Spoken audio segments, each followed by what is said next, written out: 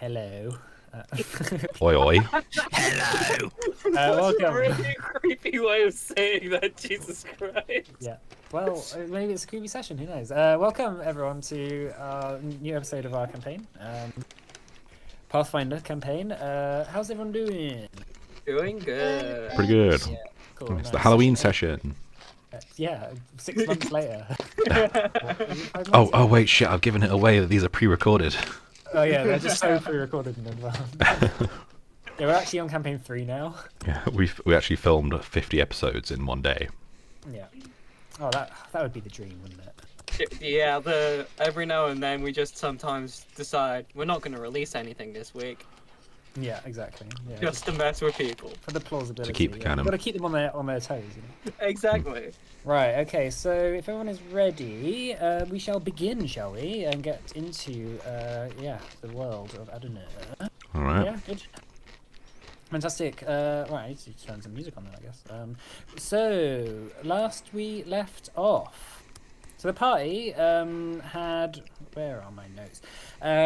You had saved the merchant prince, Axos Kuspan, from some sort of banking guild plot to take over. In the attempt, the leader of the banking guild, Elise Farankar, who is merchant prince of her own in the island of Inyana, had mind-controlled Axos and had him try to order his guards to kill you all, as well as Don Iden and the guard contingent that had helped. But as the fight went on, Elise realized that you guys were winning, so she left. After that, the banking guild had lost in Port Edron. And the merchant prince, Axos, had begun the process of purging the banking guild whilst you were on a couple of weeks off, having downtime.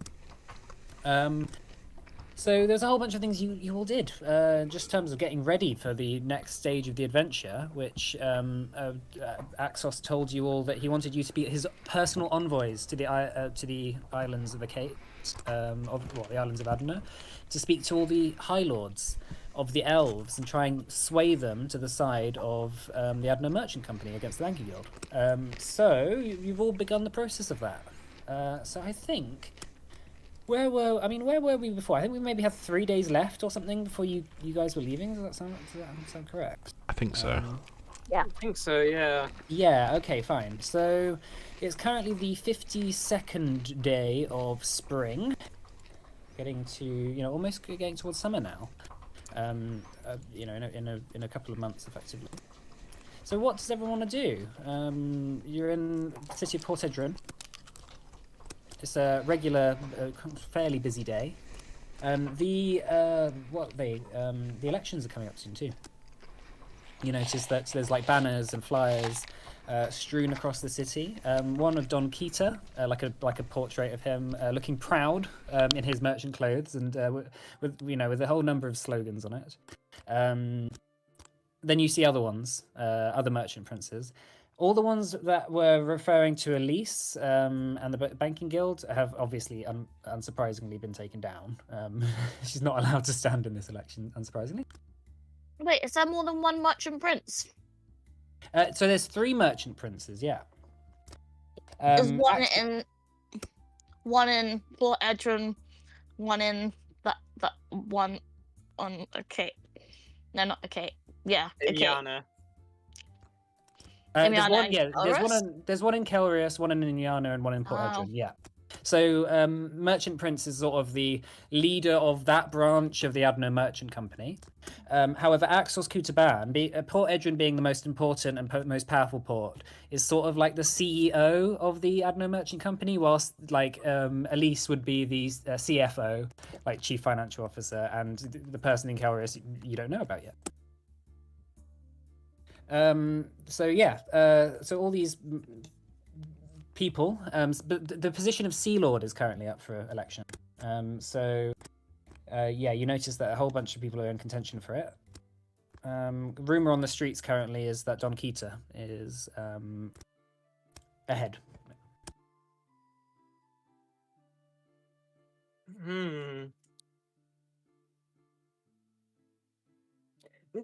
Does like Don Kita like have any of his policies on any of his leaflets? No, they're quite bland. They're quite. It's mostly like, we'll make a stronger navy and pour more money for our seafarers.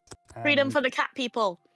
that's that's what you hear some cat people in the town saying. Feline rights. Feline rights, yeah. Well, the thing about right, yeah. So I mean, the thing about rights in Port Edrin is money. If you have money, you have rights. Take a break. Take a Kita cat. Ah, you should speak to him about that. He might pay you. He might pay you something. I have this So, yeah, slogan. What's it worth to you? So currently, you're all in the Taverley. Oh no, sorry, you're the top floor of Don Axos's like fort, right? In the penthouse. That's where you're staying. Mhm.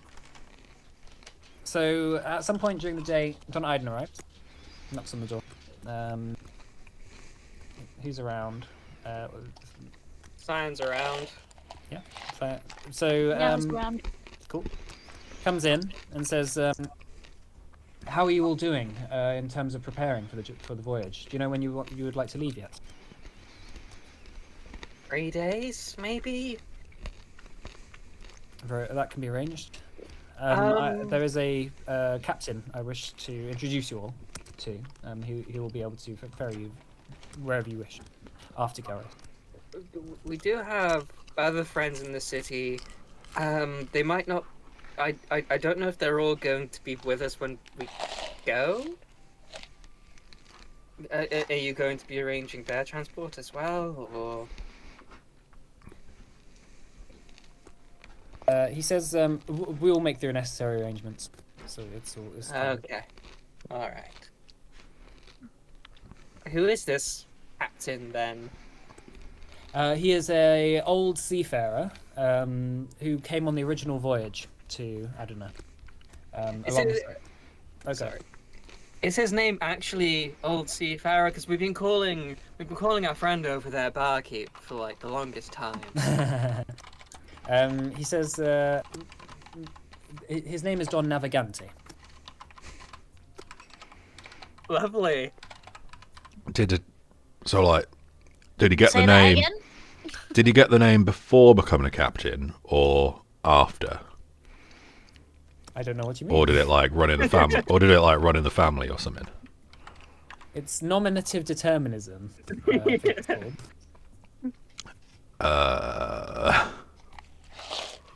But you wouldn't know that, would you? You don't read as many books as I do. In common? He says it is very often people in Lavari culture take names similar to, well, they take jobs similar to their names if they are from a famous shipping company, for example. So the Navigantes were a famous family who are known for their shipping. Are the soldiers like named something like Murder, Death, Kill, or? A lot of the soldiers do not have names as they are not landed. They're mostly first names, yes. And they're not Dons. That's why. Oh, when you said they don't have names, I thought you meant like. Yeah, Soldier 1, Soldier 2. Yeah, you know they're expendable when. Yeah, exactly. Why they're all dressed in red shirts over there. He says, no, it is just usually when you own land, the land is registered to a family name. So if you don't own land, there's no need to have a last name. You choose your own last name if you didn't have land and then you get land? Yeah, of course. Okay. That's how do you think those last names come into fashion? Someone must have chosen them first, right? Well, I thought like the Lord just said, well, your name is now Lord blah blah blah. Well, we are not a company of lords. We are free men. And we do not have the old aristocracy. My parents just gave me one. You're from Eshmolen, correct? Yep. Now that explains it. They're a bit backwards in their ways. That's a bit rude. I mean, he's not wrong. How? Okay. How is he not wrong? What are their ways? I mean, They eat dogs. my That's why he brought Hank over here. Oh no! had to save him. From the kitchen. I mean, there's a lot of slavery. Oh, okay. Oh, that's pretty bad then. Yeah, that's where my parents escaped from it. Is there Made it to a the lot Golden of Cities. Golden Cities are a bit better, but yeah, some pretty sketchy parts. Is there slavery in Adenir at all, or? The elves do not practice slavery amongst their own. But they enslave other people. They have less respect for non-elves. Yeah. There has been known of being Sidan pirates taking Lavari merchants as slaves, for example. I think they call them prisoners with jobs. Prisoners with jobs. Yes, and there are plenty of pirates amongst our own as well that take slaves. Of course, we come from our older generations in this city would remember the time of Port Dalron and Lavar, who practiced slavery. It wasn't until we moved here that we finally removed that stain upon our history. Well, that's good at least. Yes, I think mean, the what's the Rodrins point? do slavery. What's the point of owning someone and having to pay for their food and their shelter when you can get them to pay for that themselves? I don't think that's the only issue with slavery. I don't know what you mean. No, he's like, yeah, I was being sarcastic, of course. I am not a massive fan of many of the things that happen in the city. Yeah. Yeah.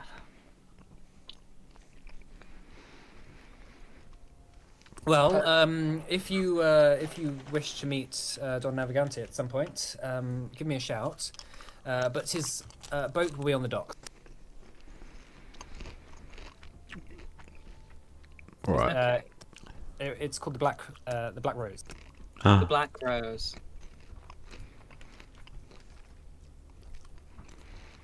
Sounds like Romantic? an important ship. Somehow, don't know why. It just does. There is a famous ship that is named after, known as the Rose. If that's his question. Is this All previous campaign lore that I'm forgetting? Or... Yeah, it is. Yeah, our ship Okay. was the Black Rose. Well, it was just called the Rose. Was it? Yeah, it was just called the Rose. Oh.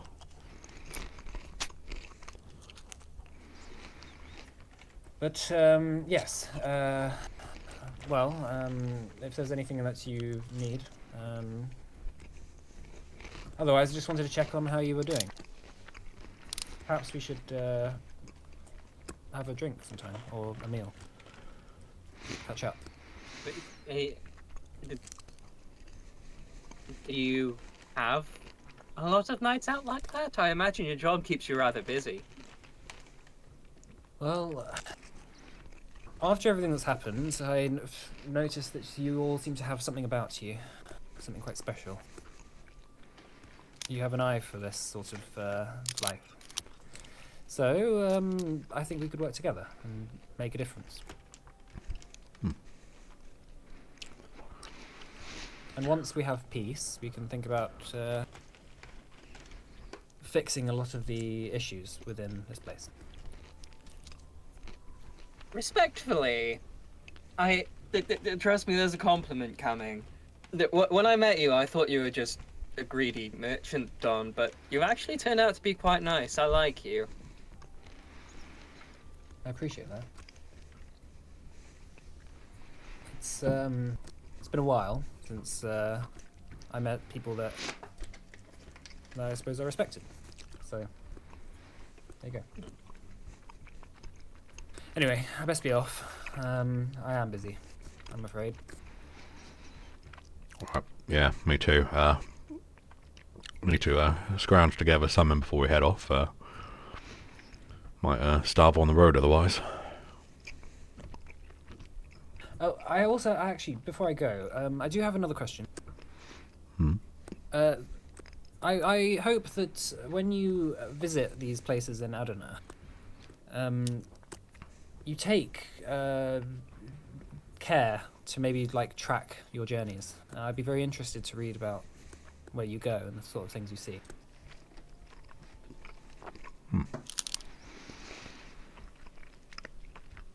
If you, yeah, I would have loved to go and find myself on an adventure like that. Why don't you come? I'm afraid I'm needed here. I do wish to do a tour of Adana at some point, but I've been promoted and given a lot of work to do. I'm now doing multiple people's work. You happy about that promotion?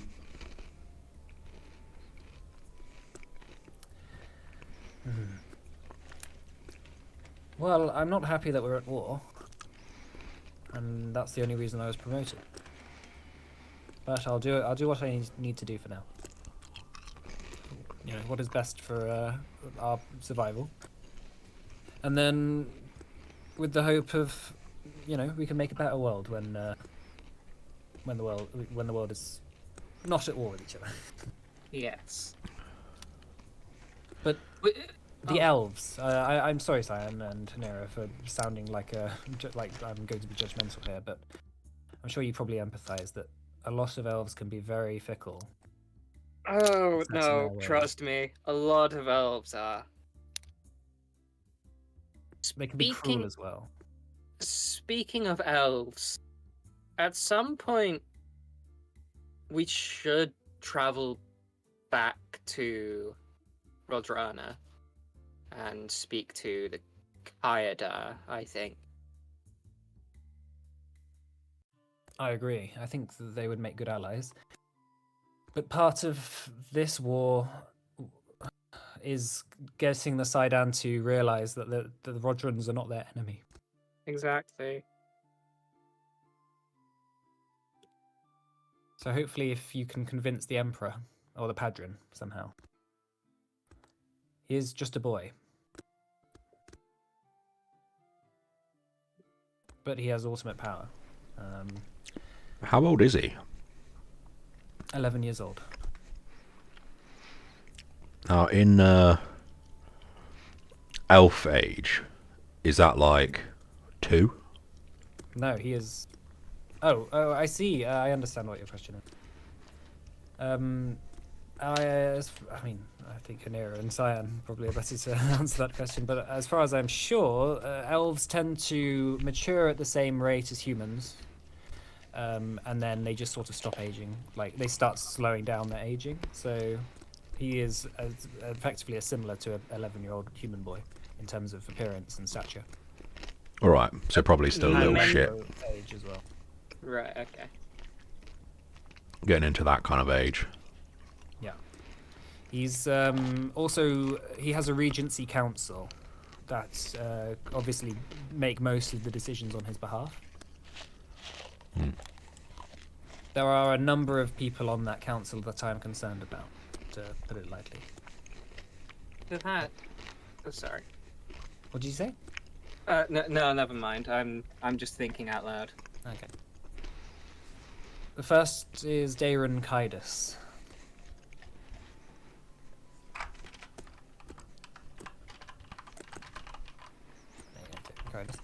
He says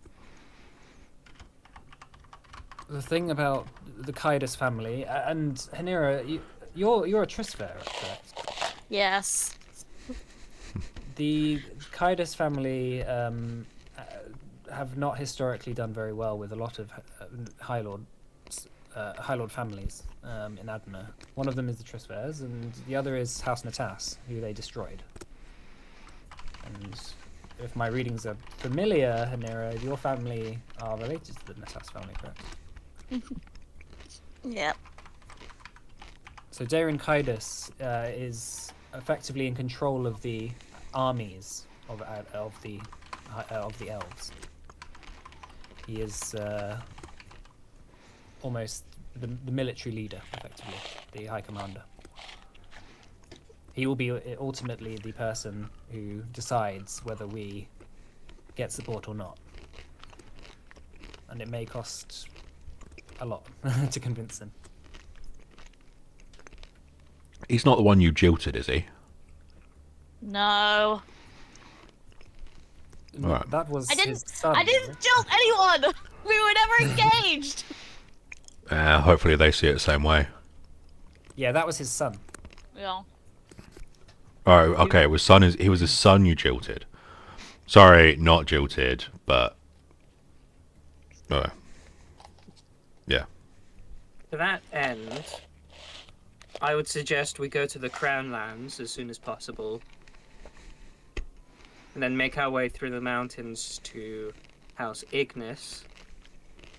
If we're going to convince the armies, we're going to need a sizable backing, and I think the Crown Lands and having the ships of House Ignis behind us will be enough to at least provide a bit of force. The armies currently occupying Radrana as well are run by the Sidan Crownlands.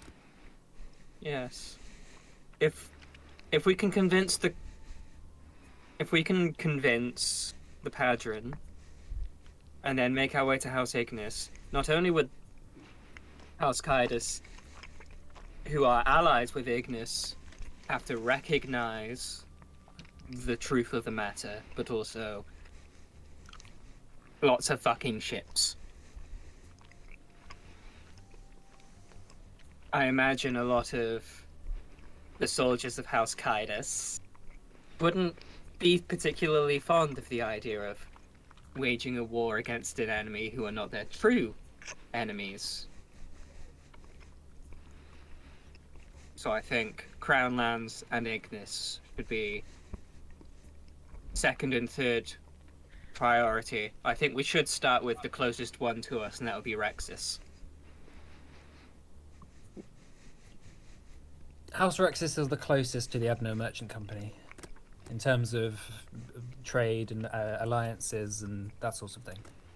They will be the easiest to convince, I'm sure.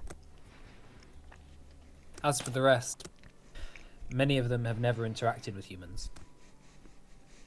Many of them don't care at all. For many of them, you'll be the first humans that they interact with, and certainly the first orc.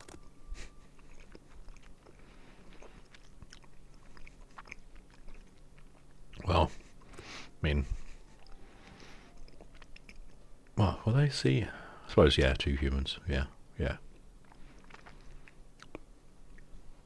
I forgot about Cascus for a second there. Yeah. Easy to forget what he is. Cassie's like, excuse me? I mean, could be anything, couldn't you? And then when you arrive in Kelrius, by the way, you'll want to meet with Merchant Prince Taran. Merchant Prince Taran Els. Obviously, we presume that he will take our side in the matter. I mean, he is not any. He's always been suspicious of the Banking Guild himself. I know him well, and he is a good friend, a long-time friend of Paxos. So, yes, the message has already been sent out to him, but you'll be one of the first of us to arrive, effectively. So put in a good word for us and explain properly what happened to him. Okay. I should say, Don Kita has given me a ring. That might get us in close with Ignis at some point. I do think I should at least let folks know that I have a really nice fancy ring. And I show the ring. Don Iden is like, are you trying to Flex on us? Or... No, I'm just saying it.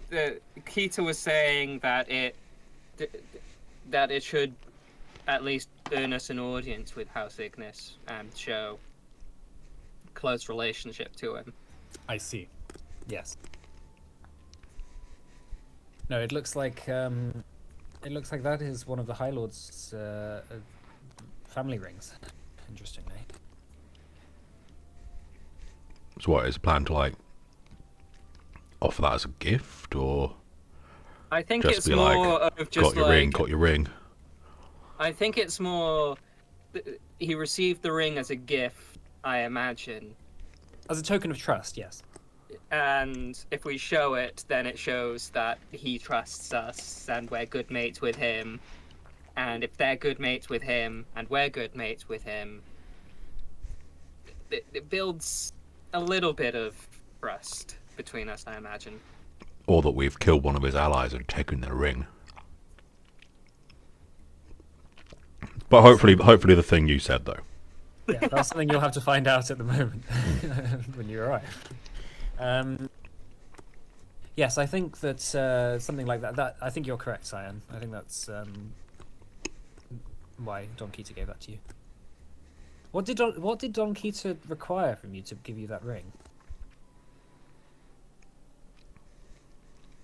I think he wanted. I can't remember off the top of my head. It's been a long week.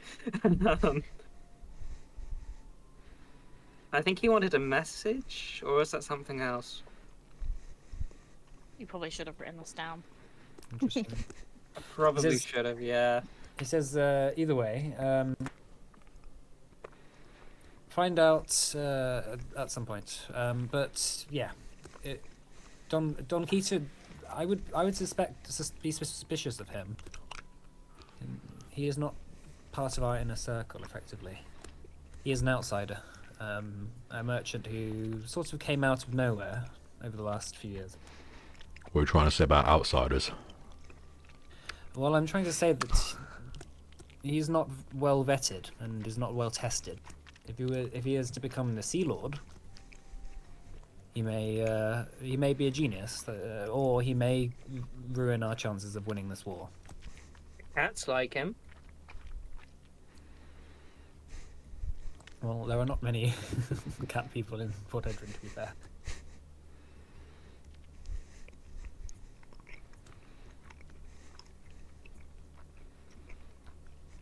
Well, anyway. I think he'd be perfect. He should have had that on one of his leaflets. I don't know. I just have this worry that he's not going to really make much difference, you know. Might pussyfoot about. Don Iden sort of cracks a bit of a smile and then composes himself. Right, I'm going to take my leave. All right, see you in a bit. Yes, see you later. And then he leaves out the door. I'm gonna go see if I can get any work. I tried making a runestone, but nah, no luck. Need a bit of a. I'm a bit low on gold. Just need a few. See you guys in a bit. I'm just gonna circle back with Onkita just to double check what he wanted me to do, so I can write it down. Okay. I don't think I wrote it down either, actually. Hang on. I need to look at my notes.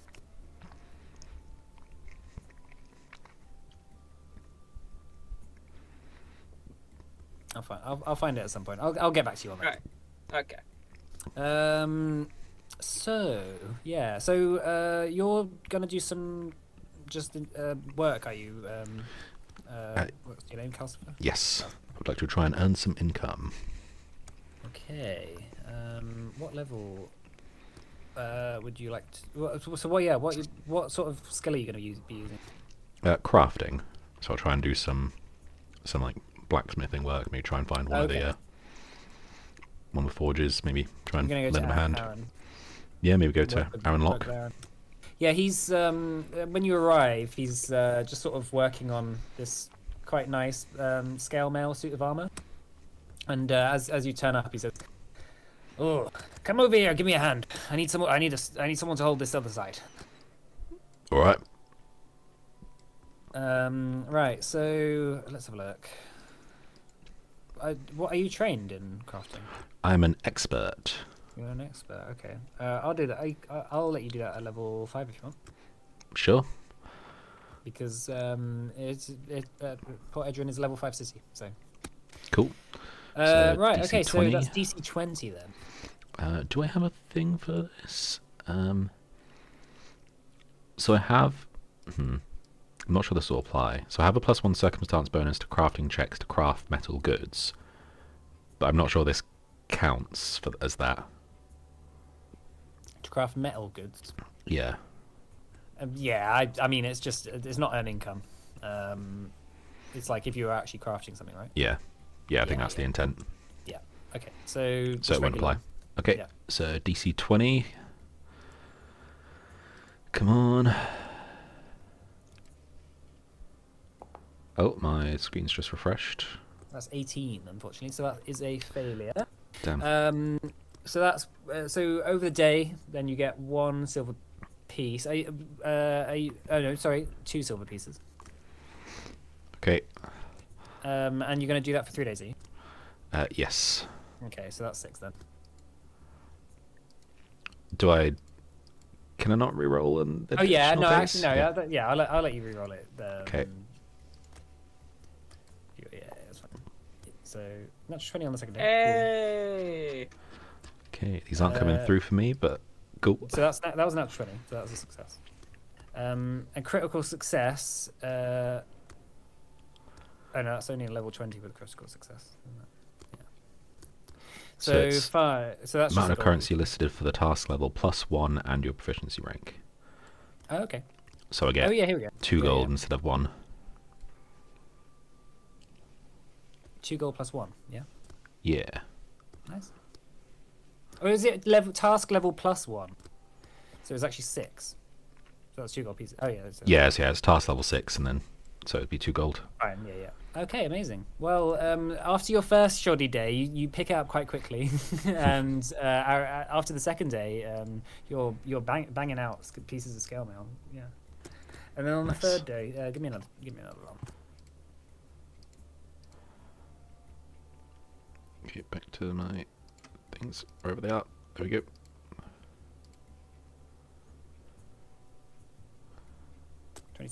Yeah, that's a success as well. It's not critical Nice. success, so that's just a gold piece. So at the end of the 3 days, Aaron, pays you your 3 gold pieces and silver.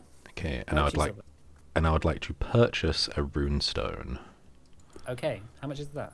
3 gold. Oh, amazing. That's good. Yeah, so then you get your Yeah. runestone from me. Yeah, basically just worked. I've got 2 silver to show for it as Yeah. well. Yeah, he gave you 2 silver and a runestone for your time. Nice. Okay, amazing.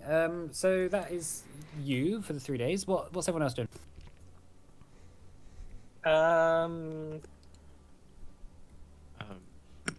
I think for those 3 days I was doing the crafting, right?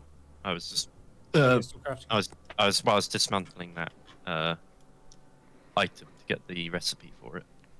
I think taking up my. I think that was taking the up my formula. whole that took time. you. That took you like the few days before, didn't it? Oh, is this a new thing? Okay. Yeah, next few days. Okay, I guess I could handle something.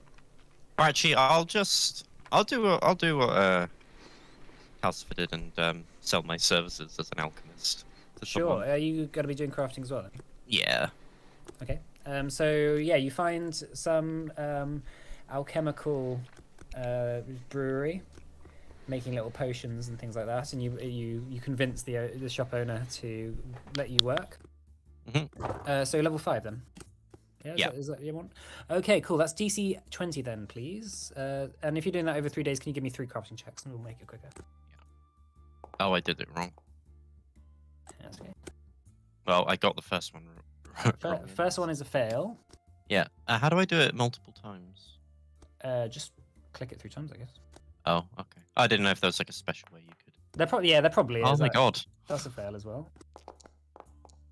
Oh, nice. 20 on the- Nice. So in Got the hang of it total, at the then end. that's 4 silver pieces and 2 gold pieces.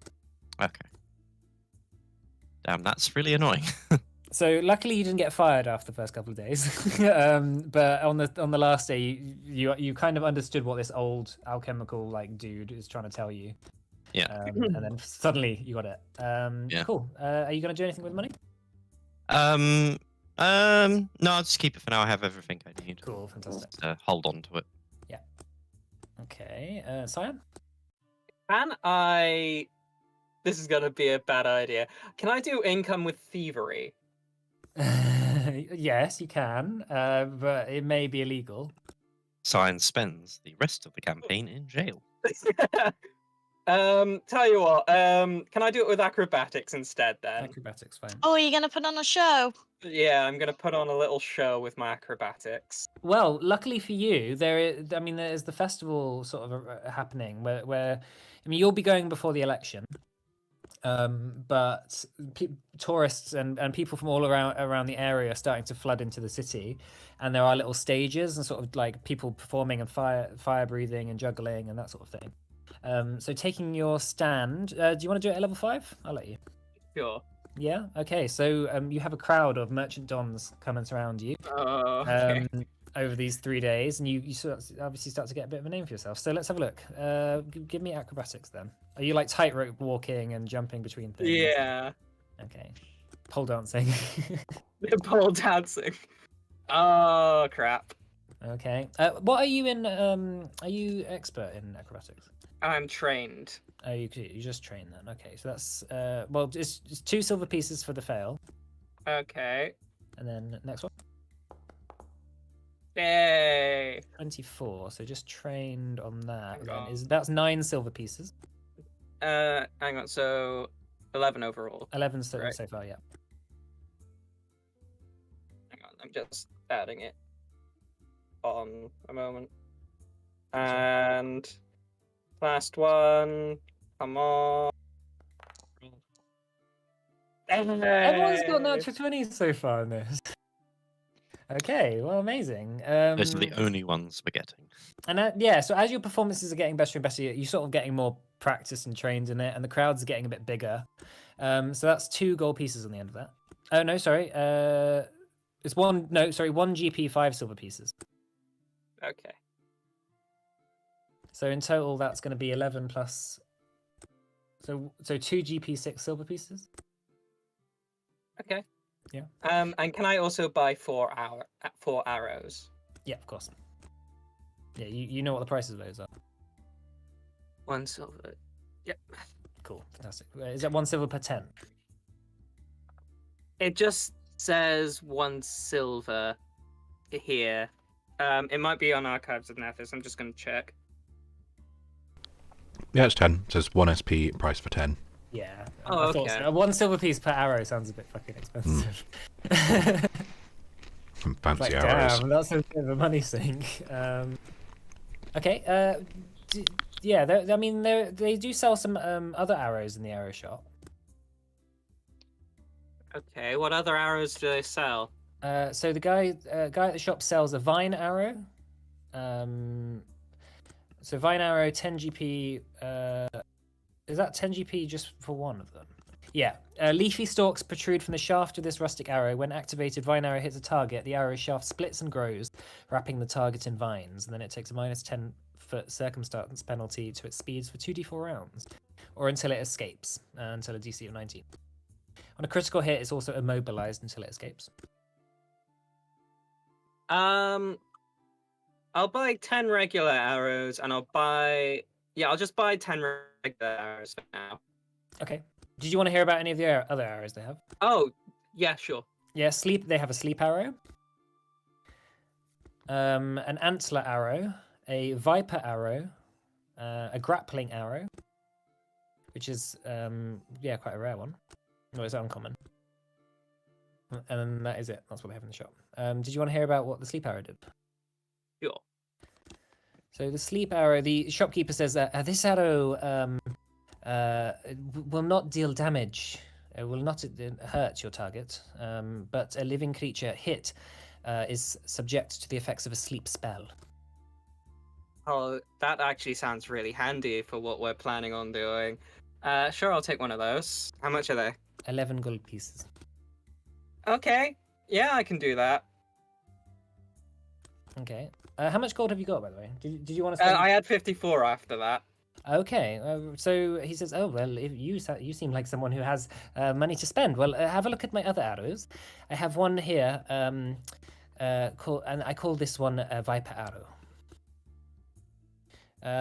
It's you see the head of the arrow is covered in these sort of fine green scales, and at the top of its head it comes to points like a viper's fangs, and he says after this arrow hits a target, it transforms into a viper, and the target is affected by the viper's poison as if it had been bitten, and then the viper lands next to it and attacks it. How much is that? One of those is 17 gold pieces.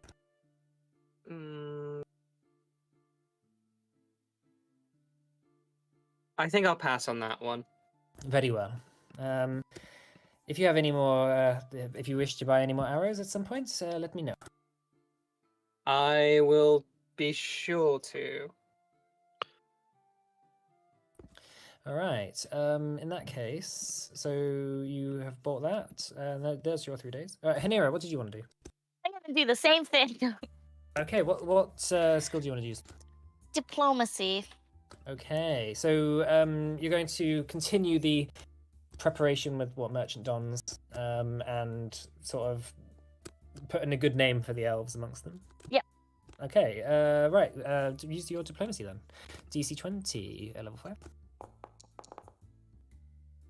21. 21. Natural 20! 33. Wow. And 30. Okay, amazing. Well, 30 is critical Also a crit, success. Yeah, so that's 2 critical successes. The merchant dons are very impressed with you, Hanira. You're actually a very good diplomat. Oh. And a lot of them says, well, you know what, I used to think that elves were uptight and horrible, but after meeting you, I think completely different about them now. Which is doesn't sound necessarily like a compliment. Either way, are you expert in diplomacy? I am. Okay, in that case, that is 4 GP for the 2 critical successes, and then +1, right? Yeah, 5 GP in total then. Nice. And what did you want to do after? Did you want to buy anything or spend any money? Nope. I just. Yeah, exactly. Okay, fantastic. Well, in that case, that is Have a nice everyone's- bath. In the bathhouse. Yeah, okay, fantastic. Actually, what I'm going to do, just out of fairness to Matt, whilst he's not here, I'm also going to do some for him because just so you know, since you have some more money. I mean, he's rolling in it at the moment, isn't he? Just be Matt. Where do I find all the? Oh dear. Proficiencies. The hand. Oh yeah, I got you. Okay. Matt is going to do. He's going to do intimidation, I guess. He's going to go around, work for his brother for a bit, and intimidate some people who owe his brother money. Oh god, debt collection. Yeah, back to his roots. Fuck.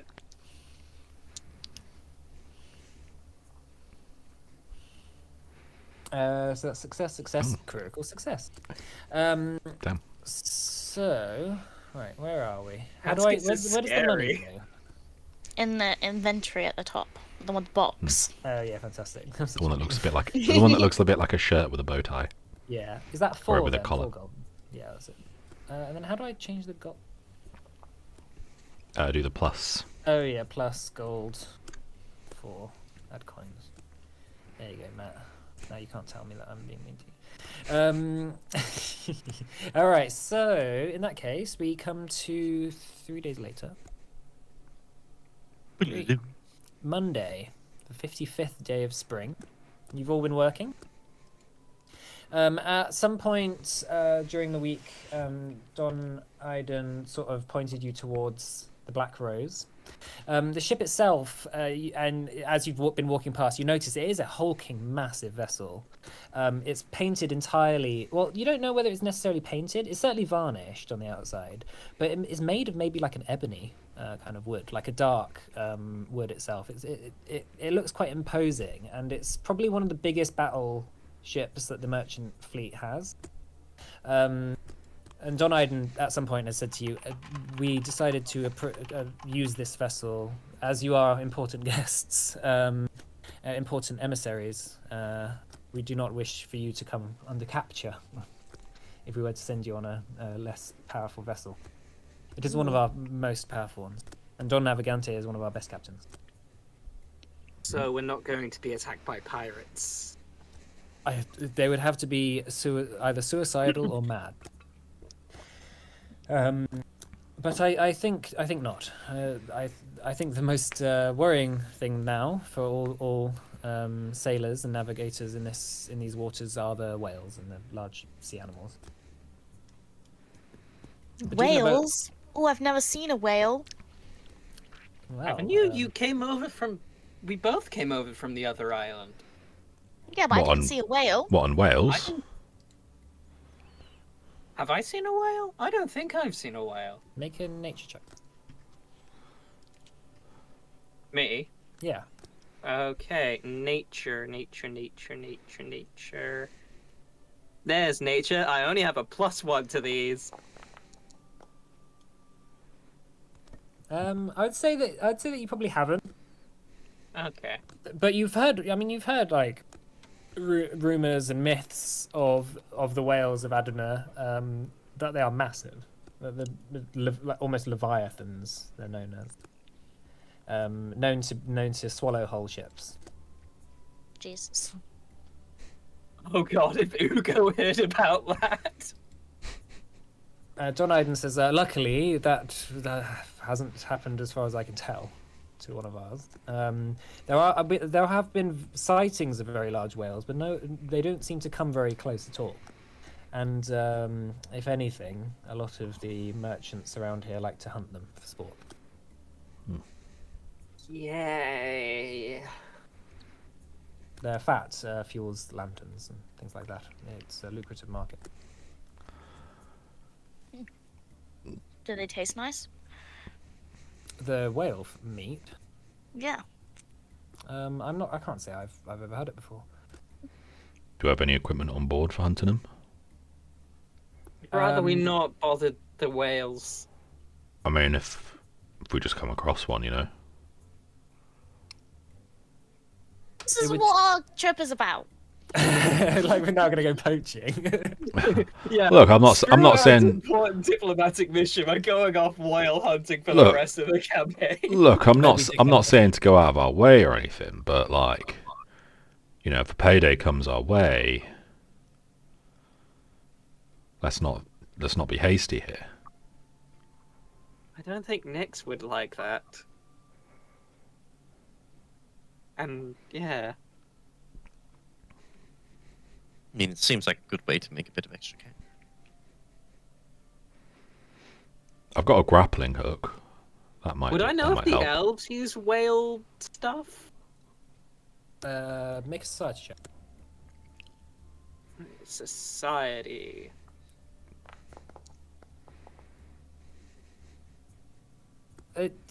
As far as you can remember, a lot. It just kind of depends, house by house.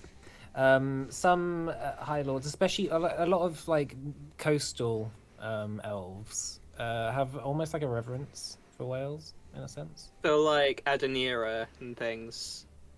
Yeah. Like House Ignis, they don't necessarily. They're not very necessarily known for like whale hunting. There's like a bit of a rumor. Well, there's like a myth in elf culture that whales like fought against the krakens when the elves, like basically thousands and thousands of years ago, there was like krakens in the waters, and the elves would often like come against them, and eventually they were all killed. and House Darwin was the house that became famous for being like kraken hunters, and whales were known to be able to fight and kill krakens, so they were like respected for that. Yeah, I don't think we should hurt them. They're lovely things. Lovely beasts. Lovely. Well, you know, if a whale puts me in a self-defense situation, then Oh yes, of course. If it backs us into a corner, yeah, it's Yeah. only I mean, fair. I didn't get any trouble. Hanira didn't seem to get any trouble. Well, you know. yeah. All I'm saying is, got a grappling hook, a rope, a javelin. Probably work something out. Does Hank like ships? Don't know. He's not been on one before. Then how did he get here? If you came from Eshmelon? Well, he was born here, I think. Oh, I thought he came with you. Nah, he's only like a year old. Still a pup. He's a very big puppy. Yeah, he is. But yeah, found him on the streets. Found him on the streets. Oh. Yeah. And now you put him in armor and send him into battle. He likes it. Gives him something to do. He likes, you know, dogs. They like to have a job. Hands on the dog. Yeah. Plus these ones, they he just when I don't put the armor on him, he gets a bit sad. Like he just likes carrying something around all day. That is adorable. The one day, his armor got a bit damaged, and I found him walking around with a table on his back. It was he crashed into a few stalls. It was pretty embarrassing, to be honest. And he had a table on his back. Yeah, he was trying to carry it around. He actively goes out of his way to work. Yeah. I think it's just how dogs are, right? They got a purpose. They want to do it. They've got a porpoise. Nah, but we might meet one in the sea on the way there. Ah. A porpoise is seafaring. What other animals Porpoise live is in a the ocean? dolphin, isn't it? Oh yeah. Porp- I didn't know whether they were like fucking like in rivers and shit. Rivers and shit. Rivers and I've never seen a river dolphin. It's the new They fish do and chips, exist. rivers and shit. Well, that's probably the stupidest thing I've said all week. They're called, oh, they do have a name. They are like river dolphins. Are they just? Is the name lost? Yeah, they've gone the wrong way. You've taken the wrong turn. Like that Yeah, whale I that was in the don't know. This is Thames. the Pacific Ocean, Frank. They're in the Amazon. Oh wow. Okay. Very lost. Well, amazing. So, yeah, is there any last bits? Like, this is the day, effectively, of leaving. Cascus has gotten all his things together. He's been just sort of doing last little bits before he's heading off. He says he's going to go meet you on the boat. So, yeah, anything y'all want to do? I want to chat with this Navigante. Okay. As you sort of have your bags packed and you're walking toward the docks, Nyx appears. Oh, hello. Hello. How are you doing? I'm nervous. Why are you nervous? I don't know. It just feels we're going on an adventure. I thought adventures were fun. They're also scary. I mean, that's part of the fun. You know, sometimes people do scary things because it makes them feel like they've done something really cool. Think of it like that. They're doing something really cool. Sometimes the best things, sometimes what we need to do, a little bit scary, but hey, it's going to help out a lot of people. I hope so. Do you think the elves you think they'll be nice to us? We don't really have a good track record with that, do we? That's what I'm worried about. I think it depends on the elf. I sure hope they'll be nice. I think most of them will be nice. And hey, if not, then we've got each other and we can help each other out. And we've got more friends. Who? Well, I say friends. The people who can help us. Our little ragtag group of misfits and strange people. How long do you have to be hanging out with someone for them to be your friend? Well, we're friends. How long I have you didn't. been hanging out? Well, since I was a kid, really. I didn't have a lot of friends, so I can't really tell you. I don't think it's a matter of time. You just know when you know.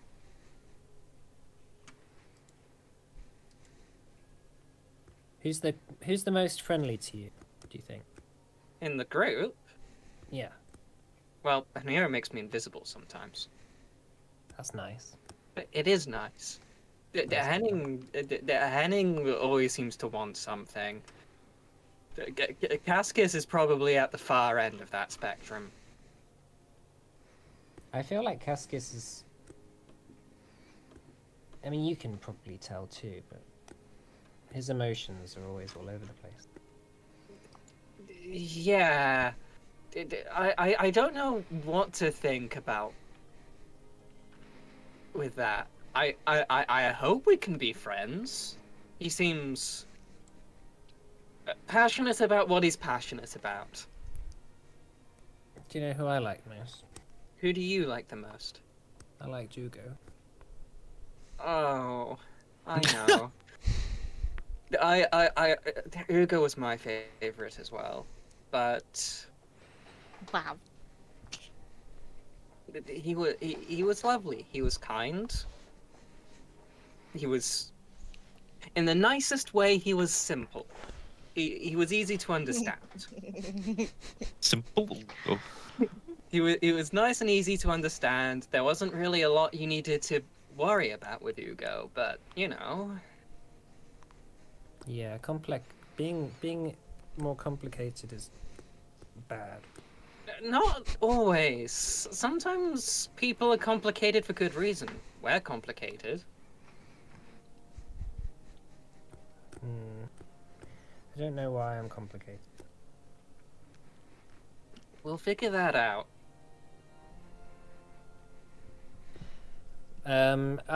She sort of just like looks off into the distance as you approach the boat. As you arrive, you see a crew sort of beginning to pack things up. People like climbing up rigging.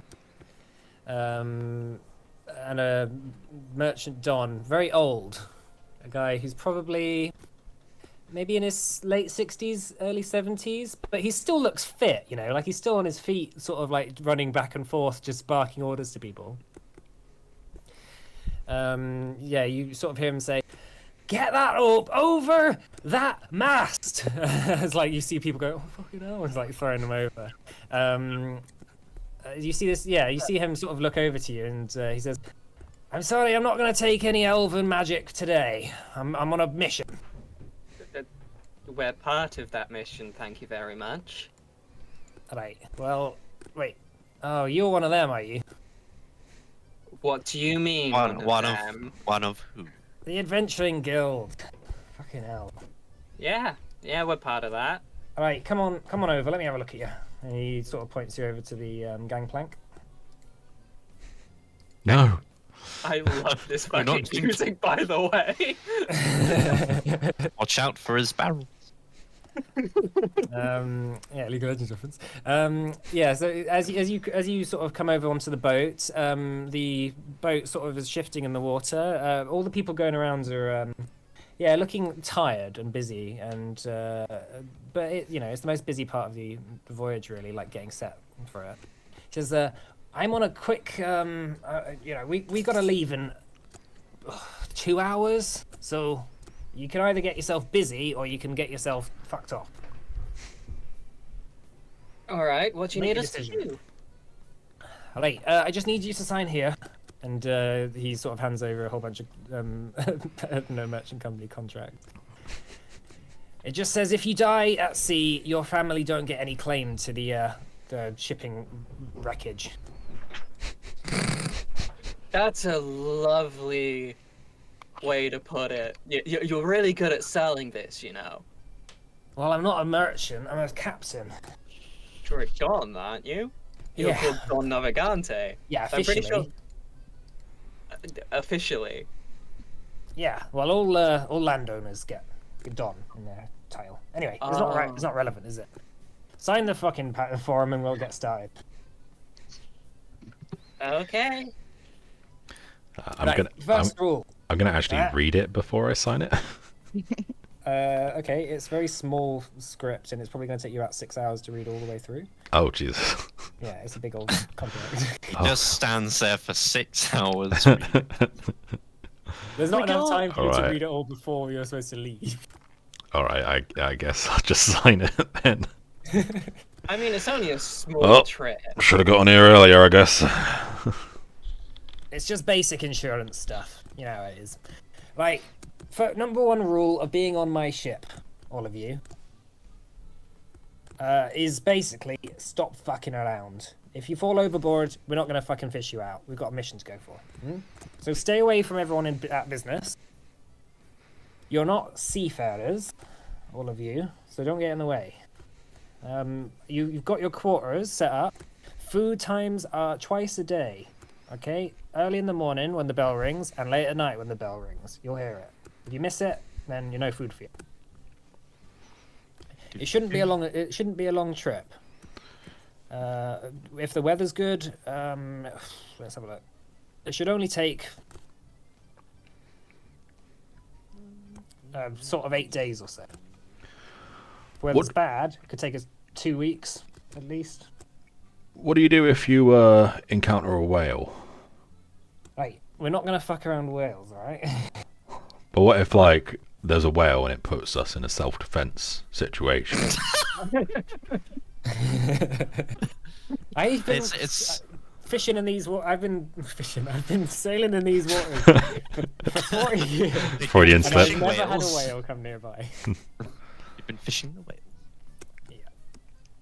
All right. Well, if you need me, I've got a javelin, a grappling hook, and some rope. Yeah, very well.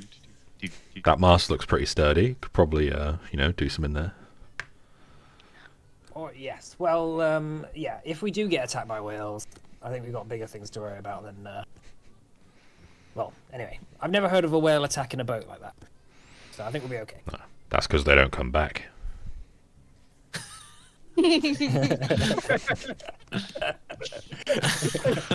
Just imagining you were like a conspiracy board of like whale.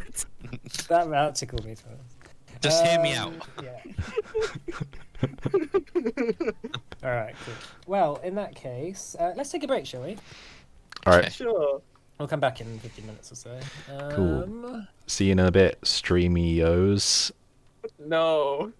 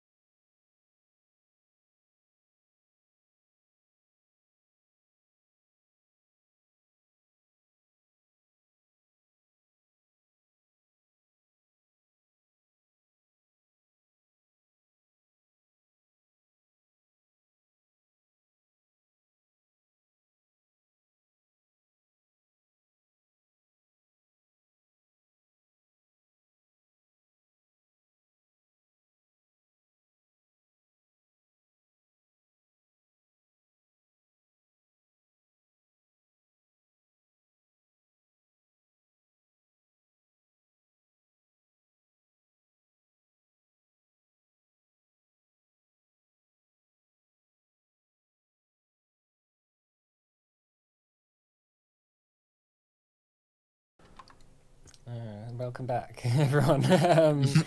Amazing, thank you, Richard, for that. So just before the break ended, what happened? We were just sort of like doing the last little bits. You arrived on the Black Rose, led by Don Navigante, a quite interesting captain.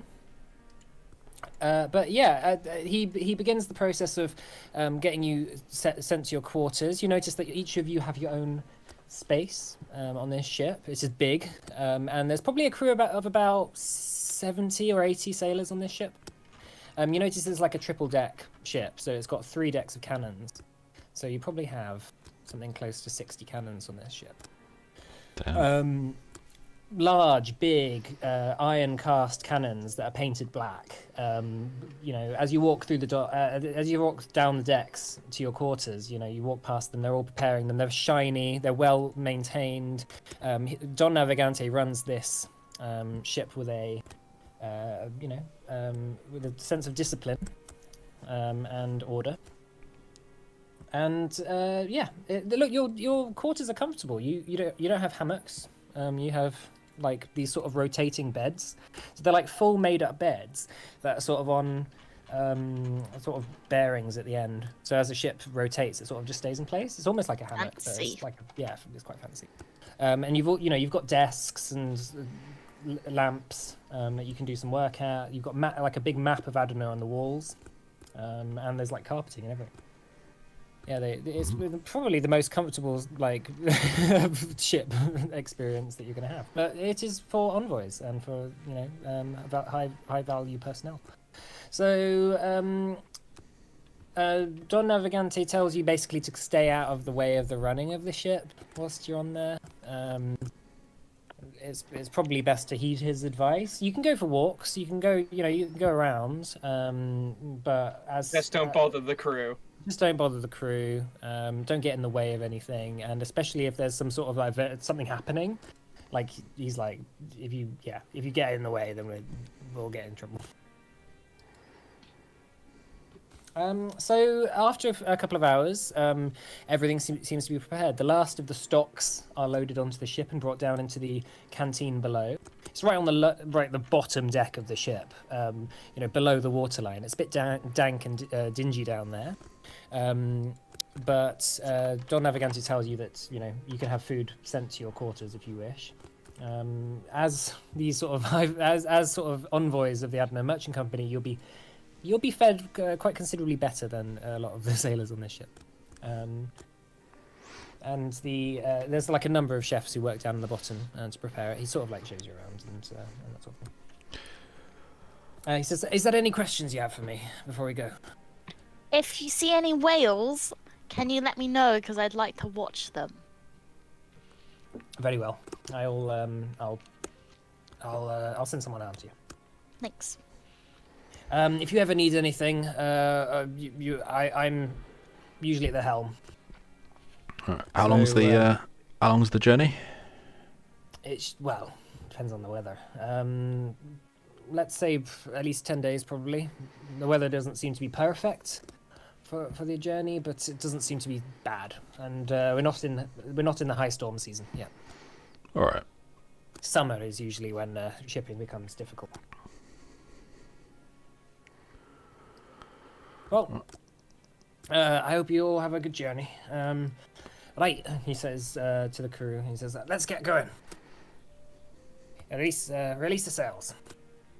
And you watch as the crew go about, and the sails are unfurled and begin to billow in the wind as the ship begins to sort of pull away from the docks.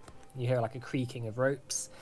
The birds circling in the air above, the seagulls going as Port Edrin begins to sort of disappear into the horizon as you head off onto your journey. So it's quite chill, really. The weather's nice. It's not like a massive breeze, but there's no clouds. It's fairly sunny. It's not too cold. The water is like a cerulean blue, like a deep, clean blue. You can almost see like meters and meters down. There's like no pollution in the sea at all. It's nice.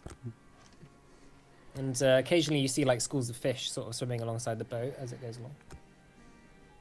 So yeah, is there? I mean, at any point during the journey, like, what do you feel like doing? I'd like to do some recall training with Hank, Okay. with the shield, kind of testing it out. Yeah. Yeah. So during the day, there's not that many there's not that many sailors on the deck of the ship. You know, you only have a few just hanging around. Once the sails are sort of put into place, you know, a lot of the sailors are just sat around playing cards. So you go up with Hank, and he's sort of like looking over the side of the boat, and then looks over to you, and you sort of begin to take the shield out and look at it. Do you know what the word you're going to use for recall is? Oh, I don't think we. I think we might have jokingly said one, but yeah, I don't think we personally, came up with one there. You can change. Oh yeah, I think we said Hank Bank, didn't we?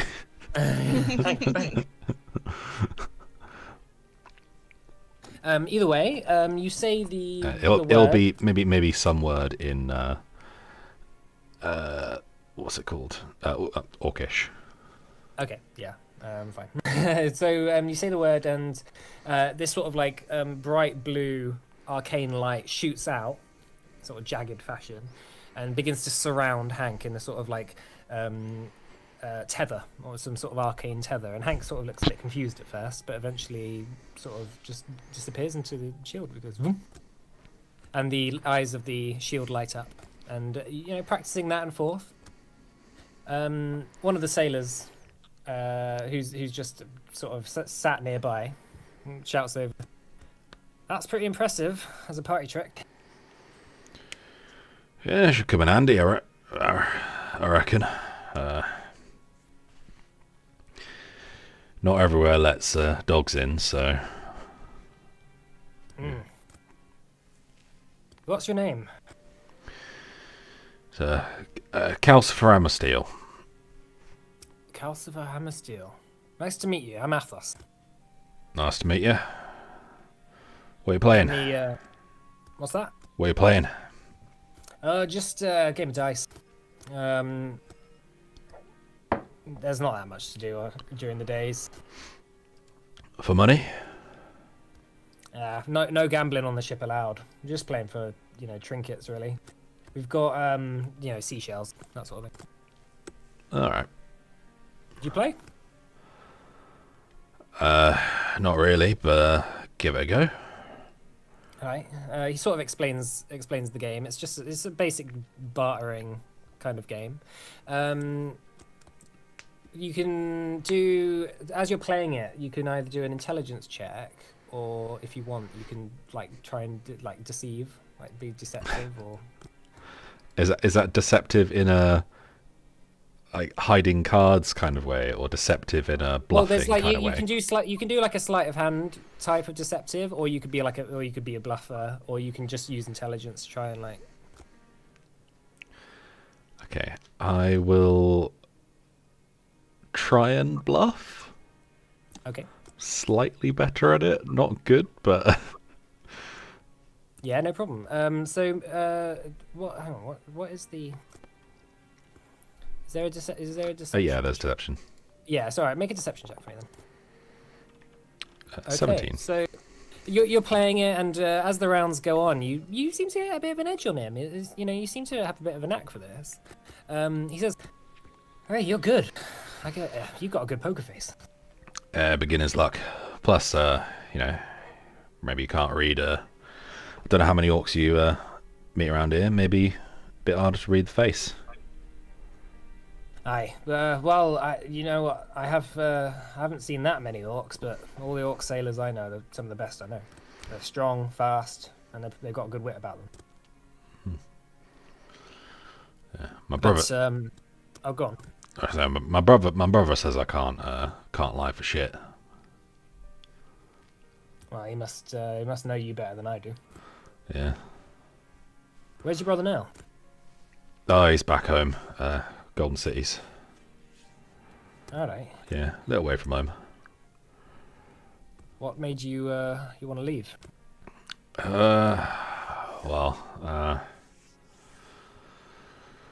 Not a greatest situation back home, but money mostly. Got some goals. Need some money to make it happen, you know. Wasn't going to happen where I was. Aye. Yeah, sometimes that's how it goes. You got a family? Some. Let's play a few more rounds, alright? Fair enough. Keep cards close to your chest. I get it. All right, so you continue playing for a while.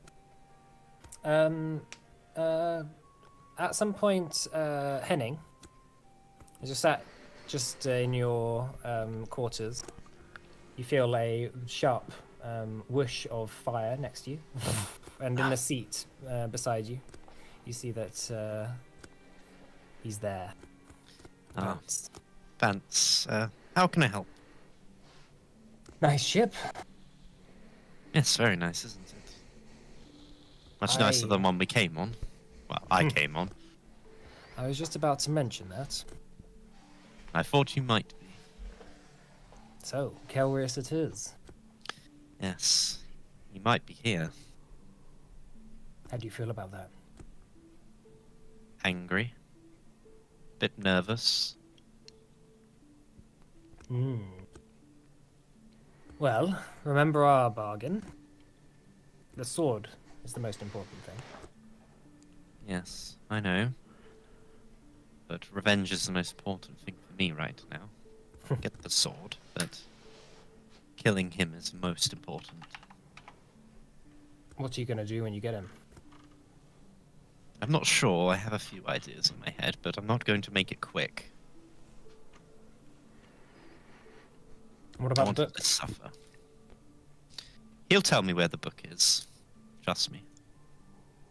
You better. I'll make him talk. I have ways of making him talk.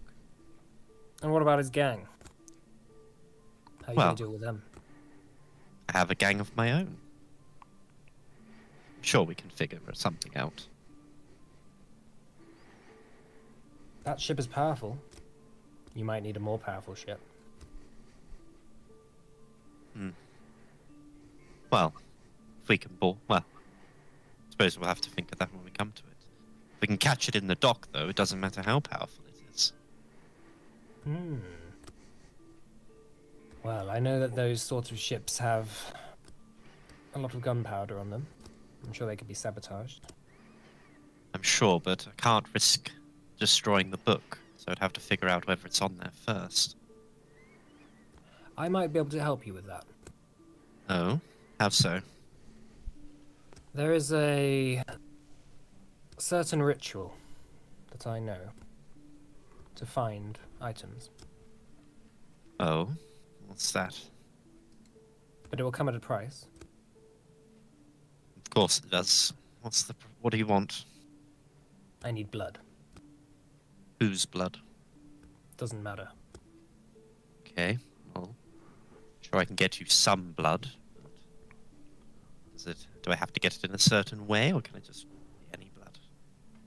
It needs to be the blood of a life spent for the Right. ritual. See. Well, I'm sure during our adventures in Kelrius, we'll probably end up in a fight, so I can get you the blood then. Very well. Will Oh, a it sounds syringe good. full do? A syringe. Yes, a syringe full of blood.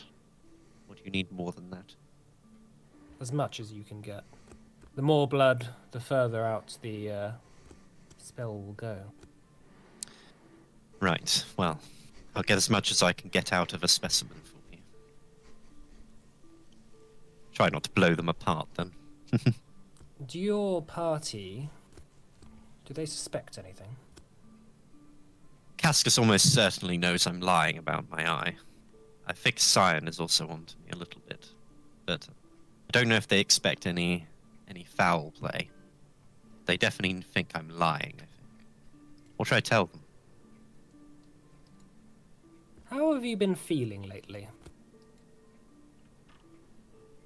Well, it's finding out we're on our way to Kelris. Like I said, a bit nervous and angry, but I suppose I have been feeling a bit odd lately. I meant physically. Good. Better than before. Why? Interesting. I feel that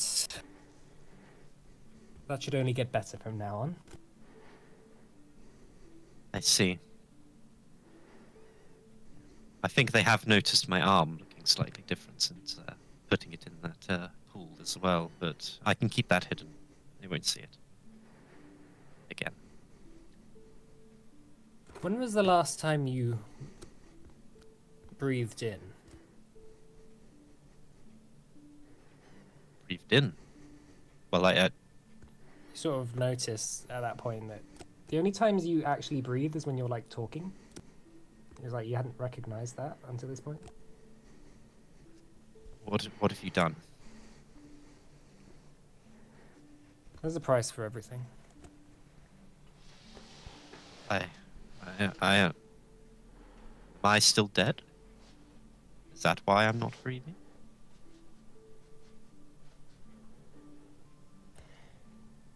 I should go.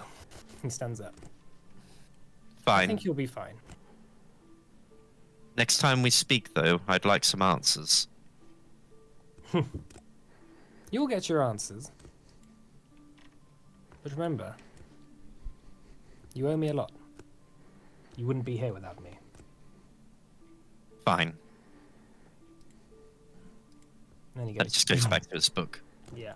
There's like a whoosh of air and then just sort of a few sparks and then he's gone. Okay, so the ship journey goes on. Hanira, what are you doing on this journey? You know, I don't really know. I'm just relaxing. Maybe keeping a diary if I see anything exciting. Watching the waters for like dolphins and fish. Okay, make me a perception check.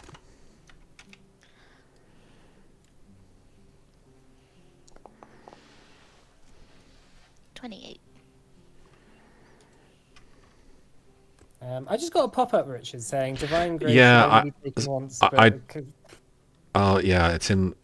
I dragged it off and it went into a different place, and then I tried to put it back and it had moved, Okay. and I put it on again, and yeah, it's fine. I didn't know Foundry gave me like rulings, like Yeah. pop-ups when people do something that's against the rules. That's interesting. Whoa. Okay, 28. Wow. So watching the waters is, it's a calm day. This first day on the journey. The ship itself doesn't seem to be swaying that much in the water. The sails themselves are at a hefty pull, and the ship is sort of bobbing just very casually. So you get a good view. Did you say you were drawing? Yeah. I didn't say that, but I can be. Oh, sorry. I thought. Oh no, you said diary. You're keeping a diary, weren't you? Yeah, like, Axos, Kutraban asked us to. Yeah. Oh no, fantastic. Okay. So in the distance, you're sort of just like mindlessly sketching. I guess as you're just looking out, you see in the distance there's a sort of like ripple in the water that slowly is coming closer and closer to the ship. It's like the water breaking God. slightly.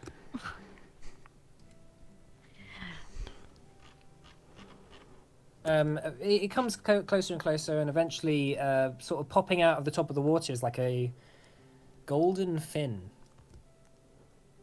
Ooh. It's almost like a webbed fin at the top of like maybe a large fish. And as it approaches, you notice that it seems to be a lot further. It seems to, at first you thought it was closer than it was, but it just seems to be a very large fish of some sort that sort of begins swimming alongside the boat. It doesn't seem to like be engaging the boat in any sort of like thing. But as you look down in the water, this sort of clear crystal water, you see maybe like a meter or so below the water, the largest koi fish that you've ever seen. It's massive, and it looks. Well, I mean, it sort of looks like a koi fish. It's now in seawater, but it's maybe 10 meters across. Huge. Oh, cool. And it just seems to be swimming alongside the boat, almost as if like it thinks the boat is also a fish. Nice. And then you notice that after a while, like there's like 3 or 4 more that sort of begin to go around the boat. But yeah, you watch that for a little while as you're sort of mindlessly drawing. Then, as you look back down at what you've been drawing, you notice that your hand has been just going, like without thinking, and you're not drawing anything to do with the boat. You're drawing this sort of strange, twisted landscape. And you look down at it, and you effectively have a drawing of 3 of those shield-headed figures with leathery skin, with like a sort of like twisted gloom kind of background on it. As you look down, it suddenly shocks you. Dear. Thought we were over this. I say to myself. Okay. I fold up the bit of paper and put it in my pocket. Okay. After a little while, a sort of merchant don, sort of woman figure approaches, wearing a very nice silk dress, sort of like blue and gold. She comes and sits down next to you and says, "You are Hinera, is that correct?" That is correct. And who are you? I am Doña Eliana. It's nice to meet you. Yeah, and you. I am heading to Calvarius to stay there as ambassador. I'm heading to Calris as well. Well, I figured. It is good to meet you. I've heard tales of your savior, of the merchant prince. Yes, it was an interesting fight. Banking guilds have gone too far this time. They'll be punished. Yes, I agree. So what brings you to... Sorry, forgive me for sounding accusatory, but what brings you to the Adna Merchant Company? I heard you're a well-respected daughter of a High Lord. Yes, everybody seems to know that now. It was supposed to be a secret. I guess I just have a recognizable face. I just wanted to join the Adna Merchant Company and become an adventurer. See the world. I wasn't really allowed much freedom where I came from. Have you travelled much in Adna before? Nope. I came straight here. Oh, so you will be new to all the places as well. Yeah. Well, I hope you enjoy Calvarius. Thanks. I hope you enjoy it too if you're living there. Well, I feel that this position is temporary, just for the war. I'm sure at some point when the war is over, they'll find a more suitable man to replace me. Oh, how the world works. Very true. And she stands up and says, "If you ever wish to chat, I am not that far away. My quarters are not that far." Okay, thank you. Very well. And she goes off. Before I forget, I want to do my spell that I was trying to get into my spell book. Oh, yeah. Because it's been a week. Okay. So... What do you have to do for that again? Yay! I got it! Oh, okay. That's what you have to do. Fantastic. All right. So how long does that take you to do? Just a few hours? Yeah, I think it's an hour per spell level. Mm-hmm. Okay, fantastic. Well, okay, cool. So the boat continues on. The first night arrives. Do you hang out or meet up or anything, or what's everyone doing? Cyan's gonna find Nera at some point. Okay. Yeah. After eating dinner, just like Hinera's again, I guess, just watching the water. Hi. Hello. Hello. I'm just kind of peeking around the door. Are you free to talk? Yeah. Okay. Okay. The Cyan kind of sits awkwardly on the floor somewhere. There's probably like a nice bed there. There's probably like other seats, but he's just plonked on the floor. Your awkwardness instantly makes me feel awkward. Are you saying that out loud? No. So, I noticed you don't like people saying, but oh, Mike. I know you don't like people mentioning it. You're a High Lord, or lady, or daughter of a High Lord, or something. I am the fourth daughter of a High Lord. I'm not even that exciting. I've got 2 older sisters and an older brother. It's just, it's new. I was a peasant before I got here, so it's new. But that's not why I'm here. What? How long do you think people need to spend together before they're considered friends? I don't know. I never really had friends. I mean, I had my sisters, but I didn't. You know, you're forced to be with them, so Yeah. like a day, 10 days, more. Are we friends? Yeah, I think so. Okay. That's good to hear. You said you didn't have many friends. Do we know what friends do? I've never had friends. I had family. People didn't like me much. I talked to invisible people.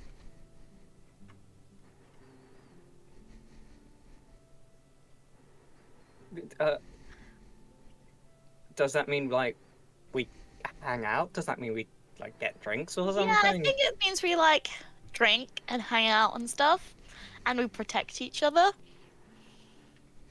We're more like a gang. a gang, Yeah. like cutthroats and murderers, like that kind of gang. No, like a friendship gang. A friendship gang. Yeah. Does that mean we go on like debt collecting, but for hugs? Sure. Okay.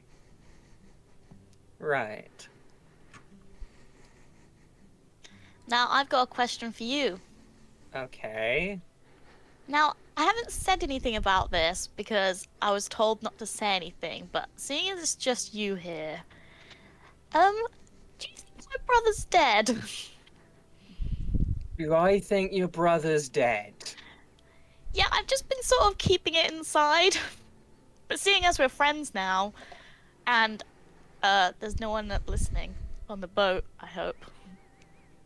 Because I'm not supposed to say he exists, he's supposed to be dead. So I couldn't say anything anywhere else, in case anyone overheard, but with the sound of the ocean and all the people outside, I just thought maybe I'd just ask you now, do you think he's dead? I'm hoping, well, I say hoping, I'm just believing that they took him hostage and are gonna use him against me at some point, or they took him prisoner and are holding him captive. I hope he's not dead. I don't think they're going to use him against you specifically. I don't think he's dead. That like I like your brother. He's cool and things, but he's also very smart. I think he was a Sidon deserter that happened to be rather in big with the Rodrons. He's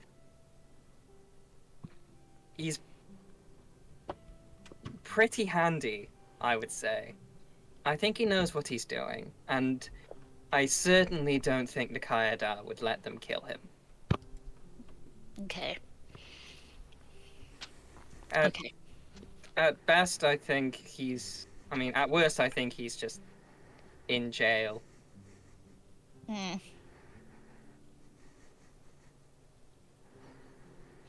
Yeah. Maybe we can see him again if you can figure out how to get your blood not to send us to some weird afterlife with weird faceless bears and terrifying bat people.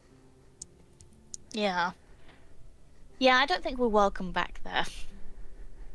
Well, we kind of need to go back there at some point.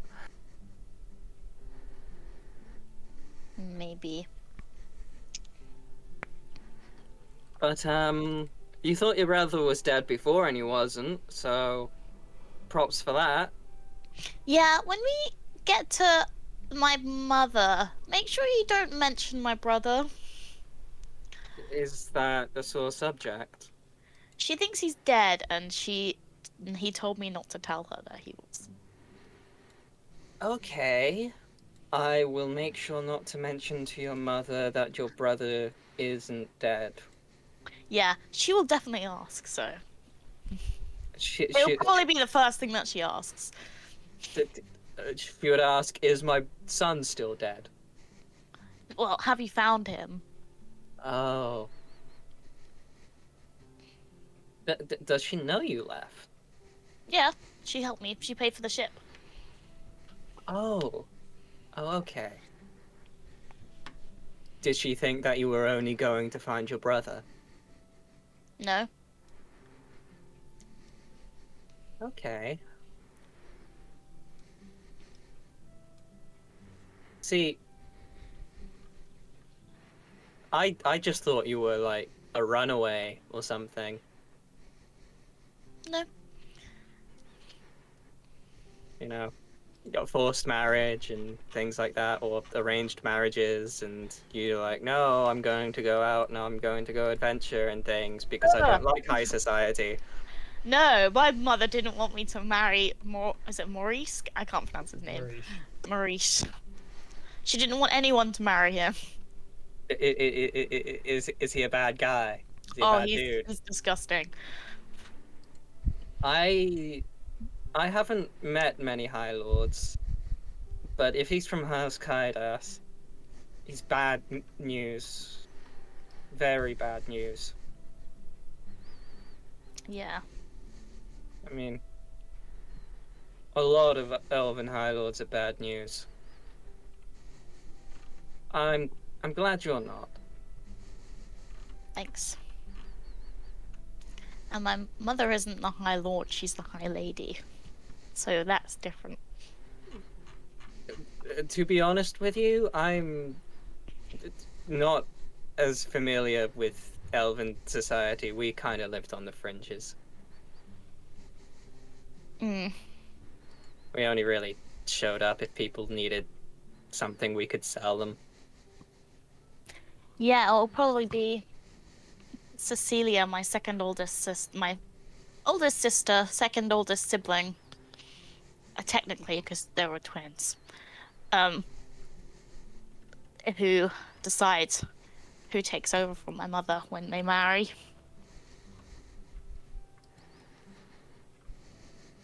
Oh, that's lovely. Yep. Do you not have a dad? Oh, he's dead. Oh, I'm so sorry. No, it's okay. He was an interesting guy, man. Yeah.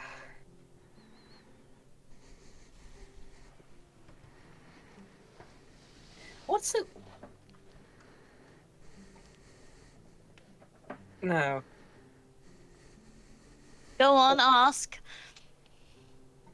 No, it's nothing. A question came into my mind, but I already had the answer for it. Okay. I'm going to go to bed now. Yeah. Enjoy looking at the ocean. Mhm. Cool. All right. Good So yeah. So as you part ways, Calcifer, are you still just messing? What are you doing? You just playing with Hank? Yeah, maybe find a ball, play catch with it, play fetch with him on the deck a bit. Oh, Be yeah, careful not so, to throw it overboard. That's okay, cool. Alright, so the day goes on and we arrive to the next day. So as the morning, as you're awoken in the morning, you've all had quite a good sleep. The boat itself having the beds rocking as they do. You're you don't get a bad sleep at all until you wake up and you realize that the room around you is shaking quite a bit. And as you sort of get up and get your sea legs and start to realize, oh, the boat is actually rocking quite a lot, you hear shouting coming from the top deck in the mornings, and you notice that like there's quite a big cloudy breeze and storm swirling overhead. As when you get onto the deck, Don Navigante is shouting things like, bring those sails down. We don't want to fucking wreck them. We might need to lower anchor actually. And one like the ship's mate sort of just like nods and goes off and starts dealing with that. You need to tie yourselves onto the. If you're going to come onto the deck, he shouts over to you. You need to tie yourselves down. And he points over to some ropes. We don't want you going overboard. I tie myself on. Tie myself and Hank down. He says, "There's suddenly been a big storm approaching. I don't know how this happened. It's not very often we have that." I mean, you like don't know how it happened. Like you don't know how weather works, or like it shouldn't have happened. He's been sailing for a while. I think he knows how weather works. Does anyone know how weather really works? Wizards probably do. Rain comes from clouds. I got that much. Rain comes from clouds. I think even Ank knows that. No, he sort of just is holding on, and he says, "I think it'll be all right. Just hold on tight." You notice the storm in the distance is really starting to pick up. The clouds themselves are getting dark, and there's sort of like lightning and explosions of thunder in the distance. The water itself seems to be really choppy as well. Is that lightning likely to cause us some problems? Boom! You hear as you say that the lightning bolt crashes into the mast, and you see this like absolute fireball explode off it, and the top of the mast sort of cracks off and just like sort of begins to plunge. And he says, "Get cover!" And the top of the mast plunges into the deck and crashes off the side of the boat. You see this like large hole sort of in the railings where the mast goes off. And the top of the sail sort of like flutters off and goes into the wind. Oh, that's our main mast gone. Oh dear. Is that bad? We need to bring this around. He shouts over to the emergency. He shouts over to the sailors who are sort of tying themselves. You need to get on there. We need emergency sails. Stat. And he sort of is beginning to try and fight with the wheel. Is there anything any of you can do to help? What's your skill set? You tell us. All right. Well. I mean, if things need, I can maybe fix some things up. I have the water breathing spell that I could cast on myself in case I fall in. The water breathing spell can be upcast, can it? What is that? Yeah, I can it's not a signature spell, so I can't upcast it. Okay. Oh yeah, of course, you're a sorcerer. I can repair items in 1 minute. Oh, it targets Rather up to than- 5 creatures. Yeah, that's And what I was lasts an thinking. hour. It does. Okay. So all right, Calcifer. Then in that case, he says, "Oh, there's nails and planks and hammers over there. You might need to go below, see if there's any bilging that needs to be done." All right. Yeah, I'll sort of just rush around fixing up what I can. Cool, Can I make a cast? check. Sorry. Yeah, go ahead. Can I cast water breathing on us? Yeah, cast water breathing on the phone. It lasts. Cast time is a minute. 29. Okay. 29. Yeah, you're going around. As you get below decks, you notice that there's right at the bottom. There's quite a bit of water starting to go in. You see the chefs in the galley. Like water is up to their knees, and they're just like with buckets trying to pass buckets back and forth. And you managed to patch up some of the holes down there. I will not let the food be ruined. Save the food! Hank's got to eat. Can I try using Mage Hand to like help with some things, or like some of the things that are falling out, like maybe some of the ropes flying around? Yeah, that's cool. Like as you look over, one of the main ropes attaching the rest of the mast upright is beginning to slip, and as it sort of just goes, you fire out your mage hand to just hold on to it for a bit, and then pull it back and tie it up. So Henira's done what? Henning, what are you doing? I don't know, just doing what everyone else is doing, I guess. He's trying to help it any way he can. He doesn't really have any potions for this, so Yeah, that's cool.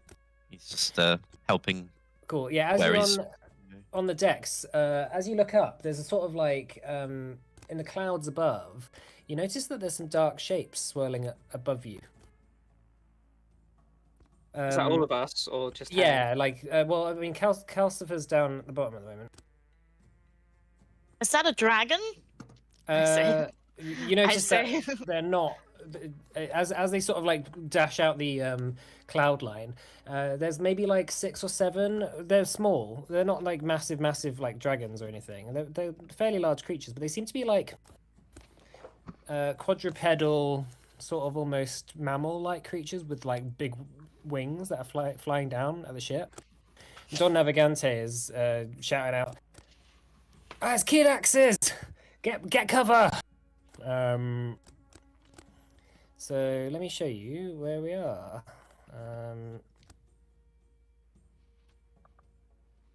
Wait. Where's the? How do I do the weather thing again? Weather. No, that's right. The map's black for me. Oh yeah, no, hang on. Oh, it's loaded for me. Is that better? Alright. Oh, Henning's in trouble. So you notice that these people on here are sailors, and then this is Don. Yeah, no, Navigante. it's still black. I'm seeing tokens, and I refreshed. Oh really? You can't see anything at all. Like I can see tokens, Yeah. but the actual background is black. I'm not sure. Is that the same for everyone else? No, it's fine for No. me. Just refresh, I think. I've already refreshed. I guess just Oh. yeah, keep trying to refresh. What's everyone missing? I think just Zach's missing No, the just actual Zach's the actual battle map. Oh no, I can. It's okay, yeah, guys, I can see it. Don't worry. No, it's still not showing up. No, Zach, you don't understand. Alex can see it, so it's fine. I can see it. Don't worry. I'll tell you where to go, Zach. Okay, well let me just do like a quick. Can you see this like outline? Yeah, I can see that. Okay, I'll just give an outline of the ship. Just draw the boat for it. Just so you can see it briefly. Like that's the sort of the borders of the ship. Right, No okay. sign. You're jumping on the mast. And I can just Yeah, drag that across. Yeah, and then there's so that's like these are just so that's like walls basically, like so that's going down onto the main deck, and then that's going up into the where the helm is. Anyway, okay, so right, so yeah, how's everyone doing? Ready for an encounter? Sure. Oh yeah.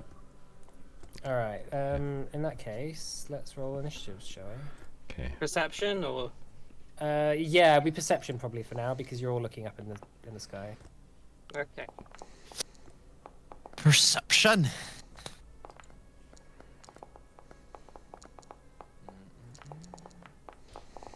Need dice. Oh my god, why? Why you borrow so bad, Henning? Why? Has everyone done it? Oh, Yeah. alright. Cyan hasn't. I have. I have. What was your number? 26. 26. Oh, yeah, I can see. Yes, top I one. can see. That's it. No, it's not for me. I'll roll for Cascus. Marshall, gun Marshall. What did I prepare for today?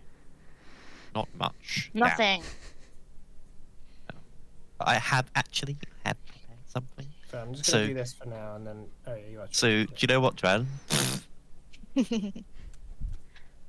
All right, cool. Okay, so off the bat, then begin. You see this Kirax, this sort of winged, almost kind of half cat-like, almost like sphinx-like creature with entirely dark fur, except for like golden highlights in its hair and its ears and stuff.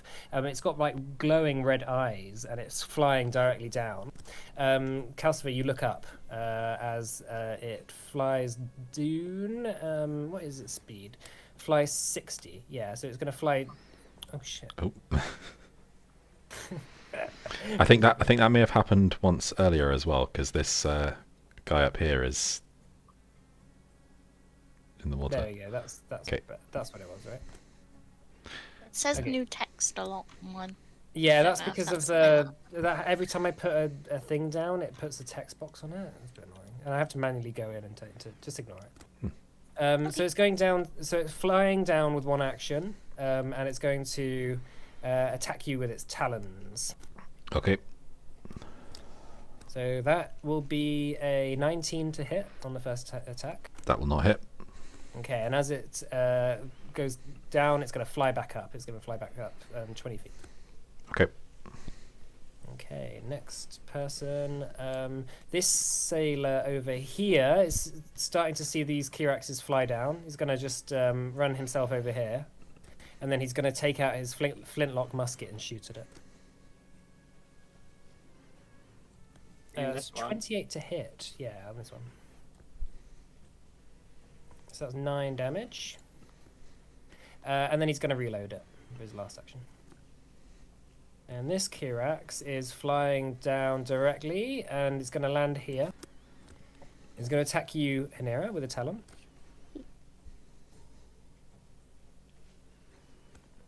Okay, so 26 to hit you there. That's 10 slashing damage. And then it's going to attack the other sailor. And that hits. 10 on that. Okay, and then this Kirax is flying down, is going to land here. Is going to attack you, Henning. Uh-oh. And slash at you as it approaches. 29 to hit. Yes, that will hit. Okay, yeah, that's not correct. So damage, 10 damage to you. And then -4. Oh, that's a crit on this sailor. Uh-oh. And the sailor looks really injured after that. It started like his shoulders like starts spraying blood, and he starts stumbling back. All right, Don Navigante is going to use all 3 of his actions to remain control of the helm, lest the ship starts spinning out of control. He shouts over it, "Fight them off! We can't let them take over the ship and prey on us." All right, this guy is going to take a few steps back and clutch his arm that has been is bleeding, and he's going to fire at, going to pass Cascus and fire at the Kirax. Natural 20 on that.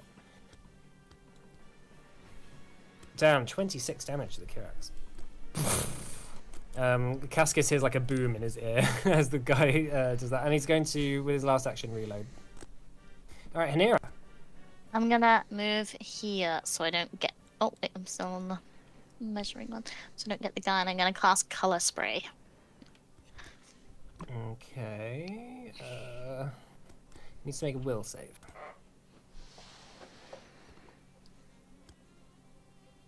Oh, that's a 28 on the will save, actually. It's dazed for 1 round. Dazzled. Dazzled, cool. Dazzled. successes dazzle for 1 round. What does dazzled mean? I can't even remember. It's been so long since Your I eyes are used it. overstimulated. If your vision is only precise sense, all creatures and objects are concealed from you. Yeah. Oh, if you click on it, it shows you. Yeah. Right, Cyan. Right. If I was to run by here, would that mean flanking? Because depending on the other side. Yeah. Okay, I'm gonna run over there. I'm gonna draw my rapier, and I'm going to swing at him. Okay. Yeah, make an attack. I Um, don't know where the weather effects are. Oh, weather effect. Right. Strike. Oh, my thing has gone black. 26. Yeah, same. My screen's gone black. Oh, your screen's gone black now. I literally just turned the weather effects on. Oh no. It's some very realistic weather. Darkness. Hello, darkness, Do you my want old me to turn it friend. off? Do you know how to fix it? Yeah, I can't even see tokens or lines or anything. Oh, no, I still can't see tokens. I only see the map. Oh, okay. Yeah, well, we might have same. to refresh. With you again. Damn it, Foundry. So that's 11 damage on that then? Yeah, cool. Zach. No, I didn't roll damage. Oh, so you rolled the attack. Yeah, sorry. 11 misses, unfortunately. I rolled 26.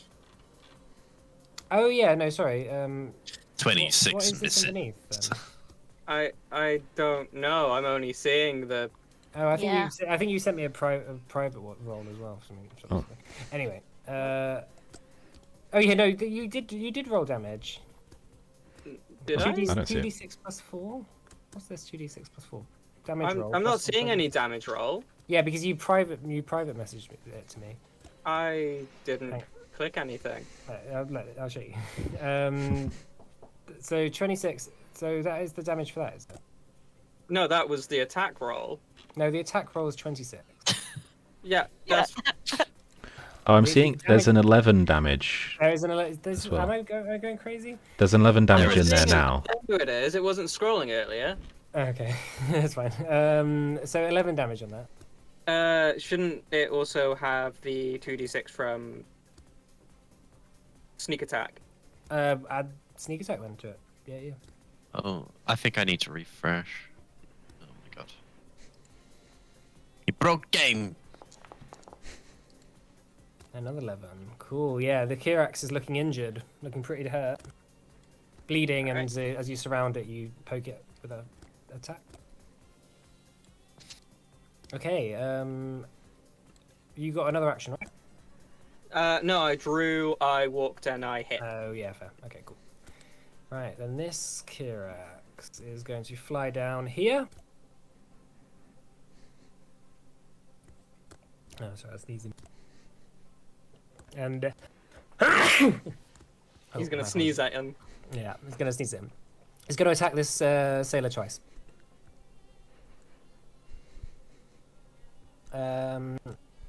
31 and 30 on both those attacks, which are both crits, actually. Oh, this guy's really injured. He's literally on 3 hit points now. This Kirax comes down and just almost tears him apart instantly. Right, this one is going to fire at this Kirax with his flintlock musket. 24, that hits.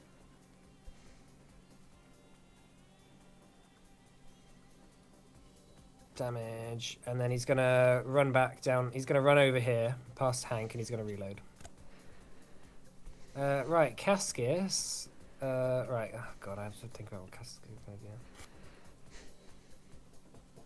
So he's gonna Bon Mot, right?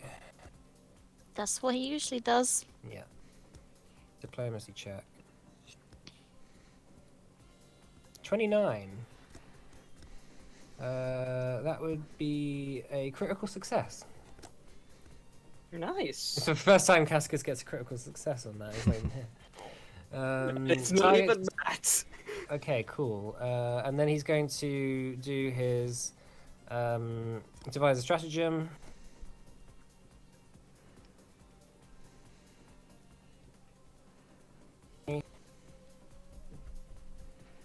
Oh, he only got a 3 on that, so. And then with his last movement, he's going to. He's just going to stand there and ready. I don't know. He's going to just stand there. Okay, Kirax. Kirax is going to fly down here. He's not going to be flanking you, Henning, Okay. but he's going to attack you with his talon in the back. Okay. 32 to hit. Yeah. That's a crit, is it?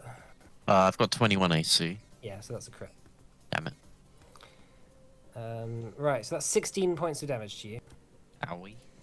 And Oh, then he's me! going to talon the other guy. And that is also a crit on this guy.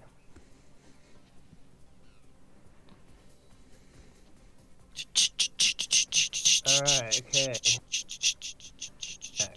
This Kirax. Yeah, they are flying down. Is this going to land next to Hank?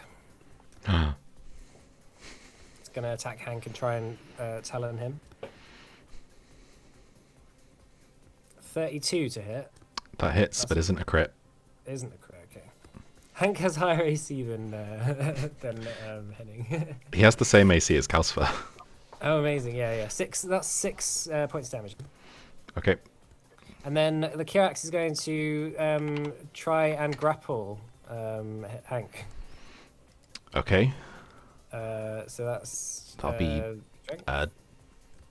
the athletics versus Athletics. DC 22. Okay, no, you got a natural one. Okay. He starts like trying to wrestle with Hank, and Hank's like. "Rrrr." Does that make him prone? It's that. Yeah, that's probably correct, isn't it? Alright, Just cool. check. If you had your target can either grab you as if it succeeded at using the grapple action against you, or force you to fall and land prone. What do you think Hank would do? Probably prone. Yeah, probably. It's like Hank starts grabbing them back. It's just like, fight you. Actually, no, grapple. Yeah, Okay. stop him from flying away. Hank's gonna just grab onto its foot. Alright, grab. In that case. Alright, this guy is going to draw his short sword and start fighting with the Kirax. So he's gonna slash at him. That's 21 misses. Sorry. Then this sailor's gonna run this way. Actually, he's gonna sort of run behind here. And then this guy is going to attack with his short sword after drawing it. 18, that misses. And then he's going to attack again. 24 to hit, that does hit that. Sorry, I think Franklin was just barking at something in a dream. Oh, damn. Yeah. Right, Henning. Okay. Right. I'm going to. Do we know if they have? Has anyone figured out if they can opportune attack yet? I don't think we've noticed that yet. Yeah, they haven't No. yet. Okay. I might take a small gamble and just move away. So I'm getting double teamed here anyway. So I'm gonna move next to Cascus. Okay. They don't seem to opportunity attack. Brilliant. So I'm going to draw. Well, I'm going to use my flintlock. So I assume that needs drawing. Probably didn't have it out to begin with. Yeah. Yeah. So draw that. That's one. That's 2, and then I can attack with the last action. Yeah. Yeah. So I'm going to make an attack with my last action on the one near Cyan. 23, that hits. Cool. Pow. 6. 6 damage. Yeah, cool. Damage. Yeah, you notice that it just shoots it in the shoulder, and it sort of screams out in a sort of almost like wolf-like yelp. As it sort of like turns and growls at you. Ah. All right, Calcifer. Yeah, what are you gonna do? Okay, so It is going to. He is going to. It. He's going to move to here. He is going to raise a shield, and he shall command Hank to attack and maintain the grapple. Okay. So that will be first the attack with the jaws. Oh, that hits. 28 hit. 17 points of damage. Okay, yeah. Hank's just holding onto it and just starts just chomping at its leg as it sort of begins to try and fly off. Okay, cool. Okay. And Maintaining then the grapple. maintain the grapple. I think he has to make the check again, right? Yeah. This will be at -5. Oh, 9. yeah, 4. Yeah, I don't know whether maintaining. I think it just counts as a grapple, doesn't it?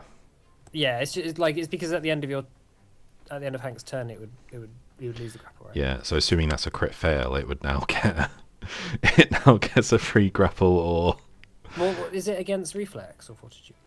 fortitude. Yeah. But that's a 4. So What's a 4? the athletics check. Oh, why is it not? I didn't put the -5 in. Okay, yeah, no, that's crit fail then. So does that mean Hank is now grabbed? Either grabbed or prone. Okay, well, Hank is now grabbed then. Okay. They're just wrestling amongst each other. All right, is that your turn then? Yeah, that's it for me. All right, that's Hank done. Just This Kirax is going to fly down here and land on the helm and attack Don Navigante. Oh no.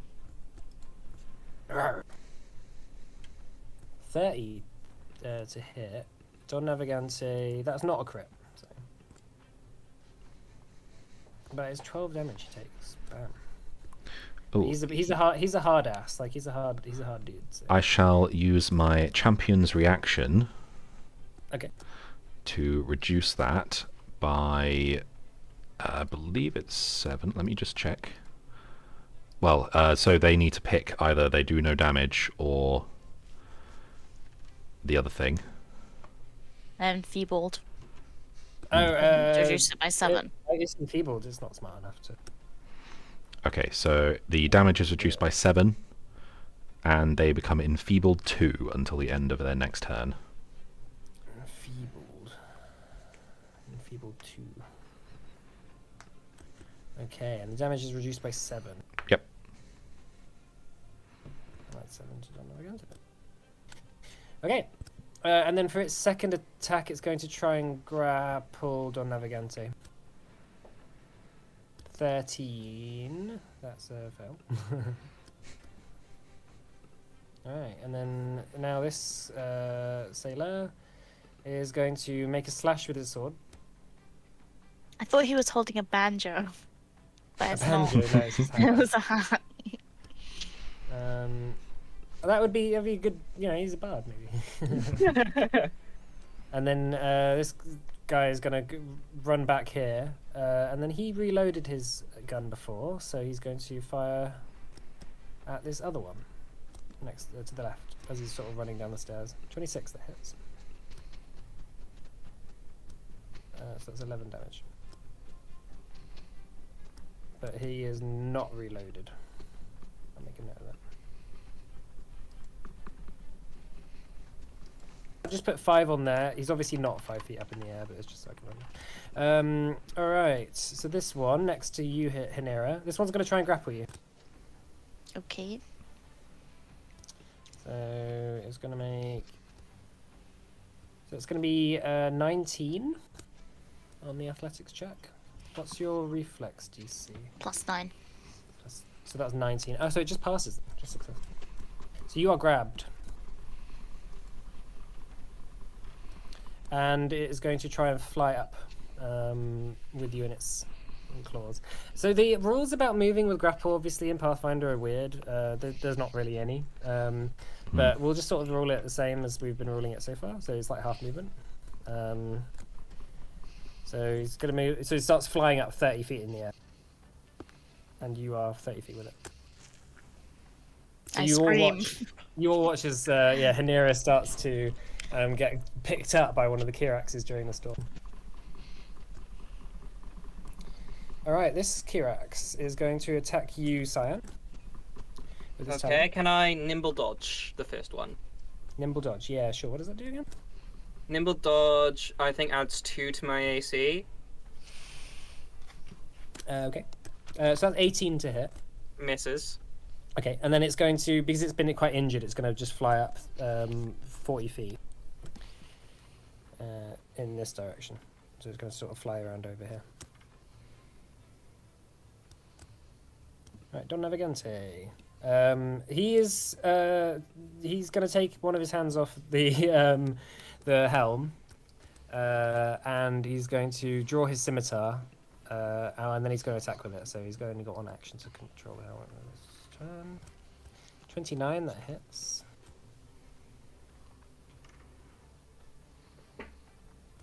So that's 11 damage to this Kirax. And Don Navigante says, "Come help me with this!"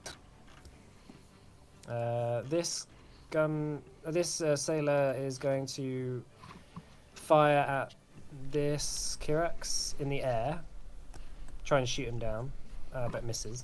He's going to reload, and then he's going to fire at the other one. And then I fired, and I missed. That hits. And he also is unreloaded. Right, Hanira. I'm gonna cast. Can I use one of my actions to try and escape the grapple? Yeah, you can try and pull yourself free. Is it just one action? That would be, yeah. Okay, yeah, I'd like to do that. Is it reflex save? Yeah. No, sorry, not reflex save. It'll be acrobatics. Yeah, acrobatics or athletics.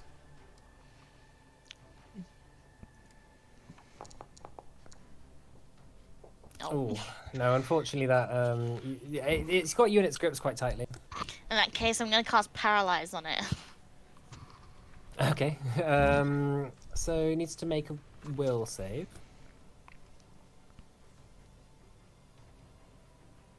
(31). You got a 19, natural 19. Boo. Okay. In that case, that's my turn. Okay, cool. I scream a bit. Yeah, no, it's quite scary. I'm sure. Simon. Fuck. How's this one up here looking? Save me, It's save taken some damage, it's about half. It's looking a bit injured.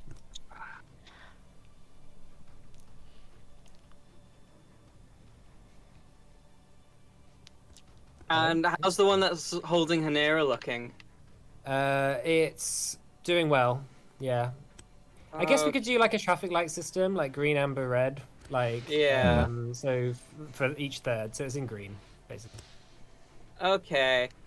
And the one up top is amber. This one is red, the flying here. This one's amber, and this one's green. All right, I'm gonna run over here. I'm gonna hit him.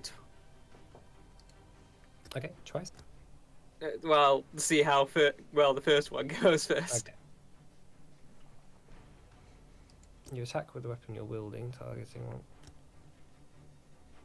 Oh. There we go. 29. That hits. Okay. That's 8 damage then. Yeah, cool. Takes 8 damage. All right, and then I'm gonna swipe at him again. Cool. Yeah, you slash at him. You manage to get sort of behind him as he's sort of looking over at the other soldiers, and you slash at his leg. Yelps out in pain. 32. That's a crit. Yes. Okay. And that you get sneak attack there as well. Yep. So slash R 4d6. Damn. Yeah. How would you like to kill this one? All right. As it's beginning to look up, I want the first strike to kind of cut through one of its wings, And then I'm going to bring it down and stab it through the back of its neck, through the front, and just down. Yeah, cool. Yeah, you just manage to sneak up behind it. It doesn't see you until it's way too late, and it sort of half turns its head, and bam, your now lovely new sword goes right through its brain and just instantly kills it. Bam. Yeah, that's my turn. Okay. Yeah, badass moment. This one is going to fly over here, and he's going to attack this guy. 32, that hits. And you watch as this guy is sort of like cowering behind the, just behind some shelter, and he dies. And with its second action, he's going to grapple the guy's body, and with his third action, oh no, he's already moved, so that's it. The body's grappled. He's getting ready to fly off with it. Right, this one is going to shout over, "No, Bill!" and he's going to shoot over at the Kirax that's just killed his friend. 25 to hit, that hits. Oh, that's 12 damage. Okay, Cascus. Cascus is sort of, I guess, going to go over here and do a recall knowledge check. Let's do nature, I guess, on that. Okay, so Cascus shouts over to you all. Kirax, it looks like they, what do you guys want to know about it? What does a recall knowledge get us? You sort of just get some information about it, really. Weakest save. Weakest save, fortitude, +9.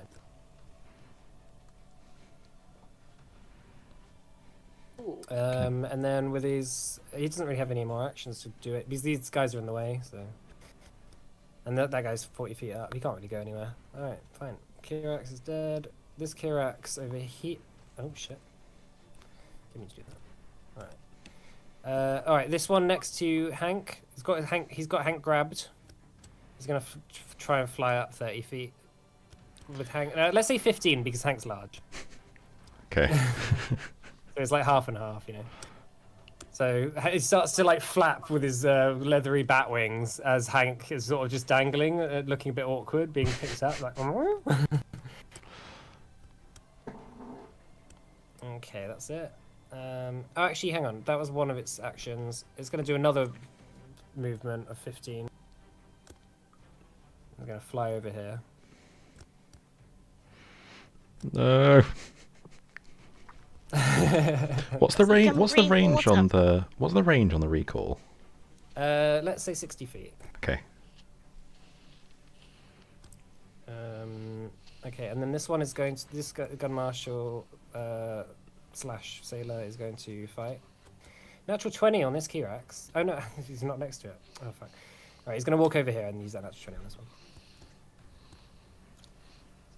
It's gonna be 18 damage on this one.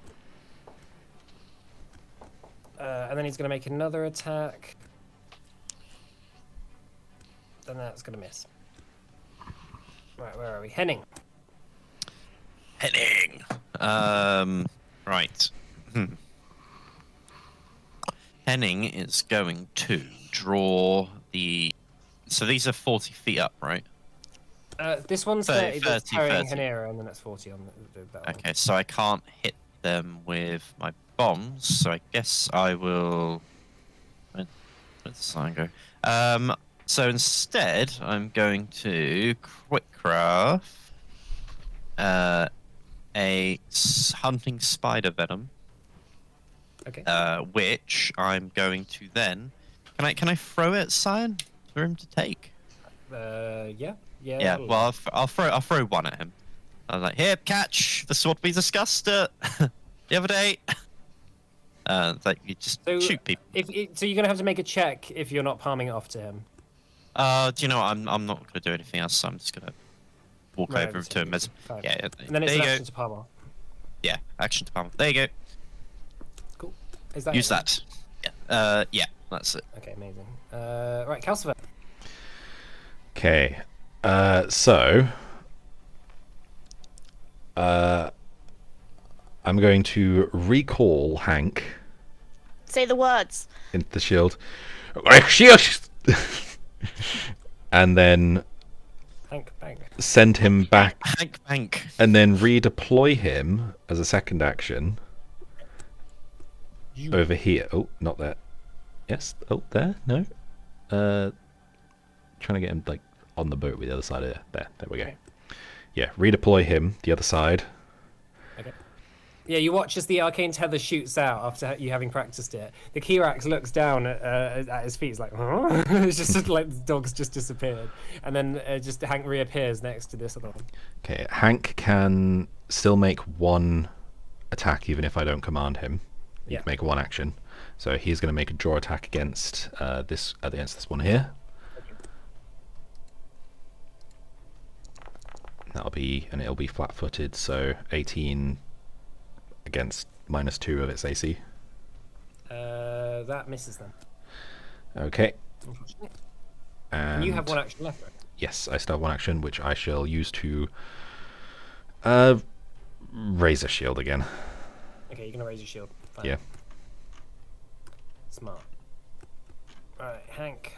This Kirax, seeing that it's sort of getting surrounded, is just gonna make a swipe against you, Calcifer. Okay. 19? That misses. No chance. It's gonna fly at 40 feet. And also go this way. 40 feet. And then with its last action, it's going to fly over. It's gonna fly over here. Just yeah, it's gonna fly over there.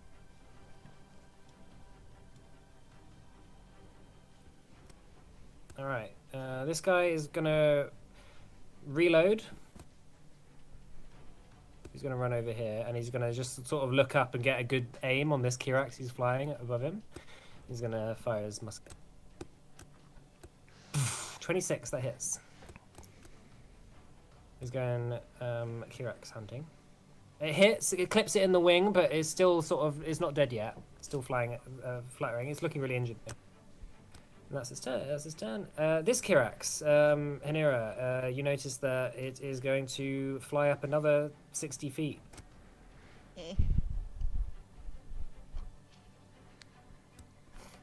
And then it's going to drop you. I got Featherfall! Okay. Nice. So he, Oh, yeah, I took the spell for a reason! flies all the way up and drops you. Or, you know, he wants to get an easy kill on you, so he can then come down and pick you up later for food.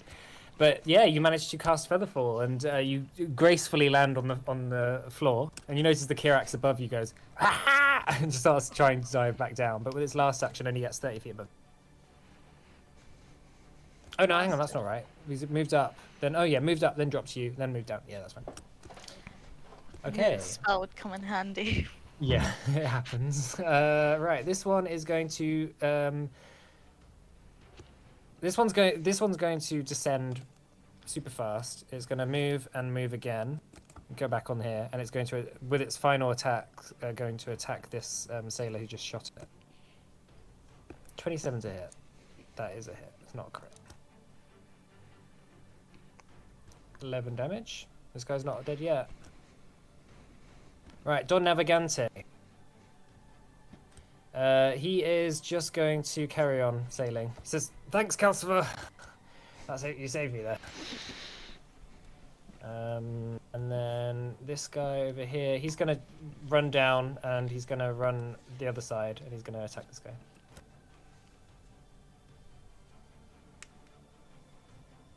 (23). That is a hit. 11 damage. And this Kirax, yeah, falls. And this guy says, "Whew, phew." Right, Hanira. The one that attacked me, I'm gonna cast the level 3 magic missile on. Okay. Yeah, make your attacks.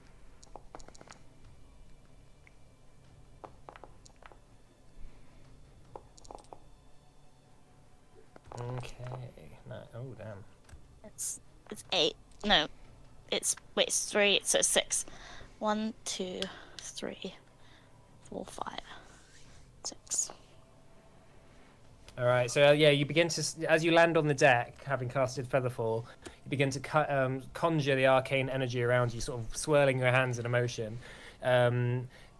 Like rainbow beams of energy begin to shoot out as this Kirax is just getting blasted by them. Cool. I make that 40. Yeah, I can just do it. I can just do it manually. Ah, fair enough. 6. There's a fuck ton of damage. Damn. Doesn't have dangerous sorcery. Yeah. All right. So it is. Yeah, it went from basically full to almost dead. She's getting completely blasted by you. All right. Cool. Cyan. How many actions would it take to apply Huntsman's spider venom to an arrow? Just one. I'll say one. Okay. Is it an action to drop a weapon? No, that's free. It's an action to draw. All right.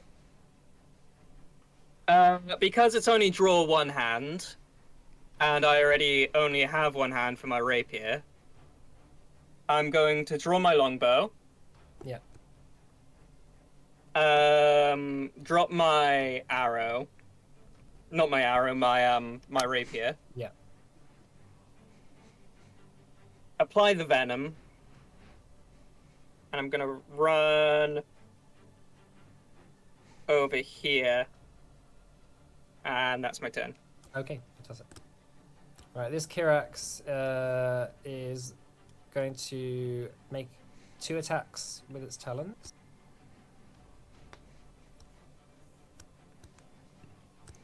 So 28, that hits that guy. And 23, that hits as well. And yeah, really injures this guy. As he sort of screeches. And then he's going to fly up. Yeah, he's going to fly up 30 feet with the body of this dead guy in his claws.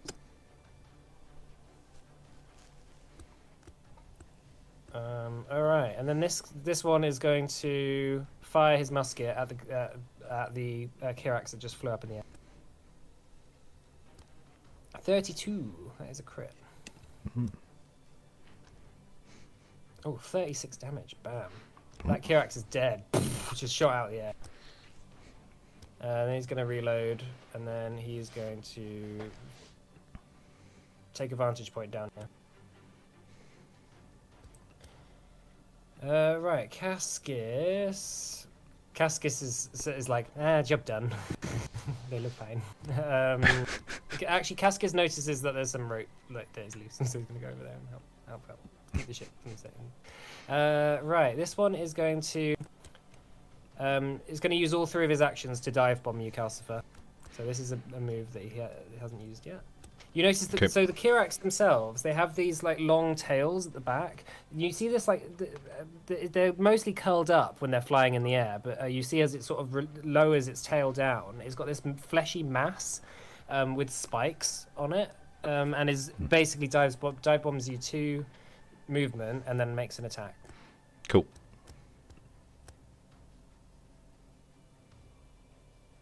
Right. Okay. So that's going to be.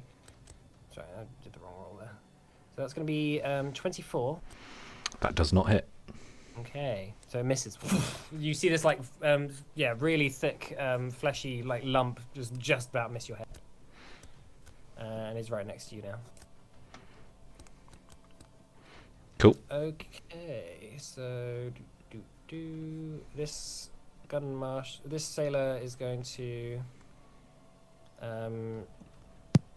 fire at the Kirax that's near you, Hanira. Okay. 19, that misses. And he's going to reload, and then he's going to just take cover next to his dead friend, and just sort of like try and like help out. Like see if his friend's dead, but his friend's body's quite mangled now. All right, Henning. Okay, so Henning is going to start by moving next to Cyan here. And then he's going to draw his Alchemist Fire and throw it, which I think I can use the same action because I got Quick Bomber. That's just one action, so let's do that. Roll. Yep. 26. I assume that hits. 26. Yeah, that hits. Cool. Yeah, well done. 11. 11, Are we but it's... in range? How does the vertical stuff work in this? So you're Oh shit, yeah, he's first. you're like 15 feet up effectively. Oh, right, So, okay. Yeah. Oh yeah, I didn't notice the plus 5. So it still hits, I think. Yeah, you're Okay. you're on a sort of like incline, But right? it's actually 13 because of the plus to the end. Okay, the that smash actually stuff. kills them. Okay. Should- He did. Why isn't it? I put it on 0, but the skull thing hasn't happened yet. Oh, There we go. Okay. Henning's Yeah. first skill. Yeah. So you throw the bomb as it's about to come down for a second dive bomb at Hanera. You just like manage to get a perfect angle and just like hit it with this alchemist's fire, and it just tumbles to the ground right next to you, Hanera, smoldering. That was my kill. And then I was just gonna reload Oh, yes, my. okay. I was just gonna reload my flintlock. Okay, fine. That's your last action, was it? Yeah. Okay, Calsper. Okay, so Calcifer is going to move to here. Hank is going to move to here to Hank bounds be- over the which is that's flanking, right? that's flanking. Hank is going to make one attack.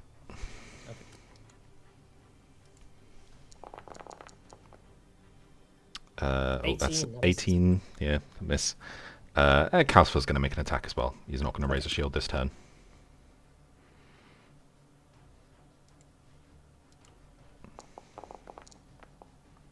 And he's going to wish he had. Yeah, that misses as well, unfortunately. That's it for me. This Kirax, now noticing that this fight isn't going so well, is just going to start flying off. It's going to use all its actions to leave. It just calls out. This one, this guy is seeing that one has flown away. Is just going to take a breather, basically. John Naviganti says, "It looks like they're leaving." All right, Hanera. I'm gonna cast magic missile on the one that's left. Yeah, you're within range. Oh, actually, you probably can't see it from there. Just like the way that this is, because it's like the, you probably want to move a bit closer. I can get to here. Yeah, well, it's like up It might 15 feet. it might help. It might help more to actually go up here. Actually, that would be true. You'd be able to see it like if you actually went that way. Okay, that's fine. Yeah. And you're gonna fire 2 actions. Mm-hmm. Okay.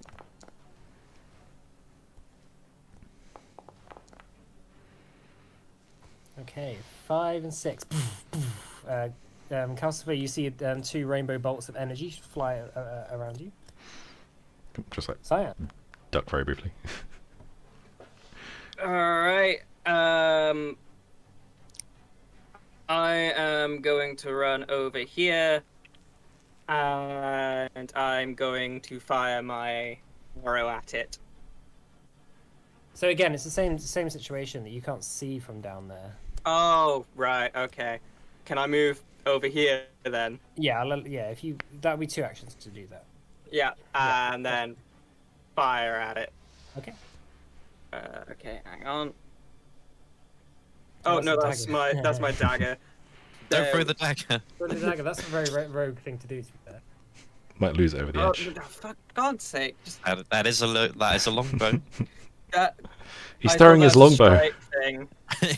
It's not how the longbow works. 16. Oh. 16. That misses, unfortunately. No, sorry about that. All right. There goes the hunter's venom. And then Oh, glares. you've Lance's venom. Oh, no, you can English. save that. Oh, well, anyway. You'll be able to buy some more. I I don't mean, need I to buy thought more you odds. I can he make quick it. crafted it. I can just Oh, make the it. Hunter's Venom. Sorry, I thought you were. Yeah, no, it wasn't the thing you bought. But yeah, like you could just make more that That's easily anyway. I suppose I've got that's one right here. I suppose that's the benefit of using it on melee weapon, right? Is that you don't waste it if you miss. Yeah. Yeah. Right, the Kirax then is going to also fly off. 40 feet in the air, slash diagonally. Really missing not having opportunity attacks in this fight. I know, right? It's so such a game changer. Yeah, you watch as it sort of uses it's using all its actions to fly away. So it just sort of flies off into the distance as a few of the sailors try and like fire like shots at it as it go off. And John Naviganti says, "Just let him go, let him go. We've got more things to worry about." As you see, the storm is still raging. I'd like to go down to the guy who was killed, like presumably killed, and just check if he's actually dead. Yeah, he's definitely dead. Like he was killed and then he was picked up and then Kirax was killed and then his body was then dropped 30 feet. So I imagine it's kind of also a bit paced. Yeah, it's a bit mangled. Yeah, it's sort of, his head is like completely horrible. And no need his to friend take is a sort of pulse. like crying over the body. So the ship itself seems to be quite damaged. This is peaceful. Eventually the storm subsides, and although the ship has been pretty badly damaged, it hasn't sunk. If anyone's hurt, I will be dishing out lay on hands. I'm hurt. I'm actually perfectly fine. Medicine. I haven't been hit. Myself. Got some nice Okay, big well we'll do that after. You can heal up after the session. Don Naviganti says, "I've never seen Kiraxes that far away from land." I thought like our only real worry, as we were told, would be the whales. Yes, I've never seen Kiraxes that far away from land. Perhaps He something's did just- driving them out. It was like they came out of the storm. That storm is strange. It seems to follow them around almost. Is that normal? Did they make the storm? Hanera, you know of Kiraxes because Sidon soldiers domesticate and breed them for use in battle and stuff. And like instead of horses, they use them. So Kiraxes are actually often, often domesticated, and they don't look like that. These ones are like those ones that you just fought were dark, like furred with like golden tips. Usually they're like blonde, sort of like or like white, with maybe like bluish sort of hint to them. But these ones look completely different, and the storm almost like kind of followed them around. And as they flew off, the storm has subsided. I take never it I seen- don't know anything about them. No, yeah, it's similar, but yeah, you might have seen them in the wild, but not that often. I've never seen a Kirax like that. No, me neither. Are they known to make inclement weather? Not that I've ever heard of. Strange. And flying in the air like that, so far away from land. It's almost like the storm is sort of propelling them along. Oh, what end? Didn't seem natural. Maybe some form of mage? Some sort of, yeah. They've been selectively bred for magic or something, or through magic, or... But we'll leave the session there then, shall we? And then we'll get back to it next time. Okay. Thanks for playing, everyone. Hope next session. Yeah, hope to see you next week. Yeah. All right. Thank you very much for the session. Thank you very much. See you next week, Streamios. Still sounds like a cereal. All right. See ya. Streamios.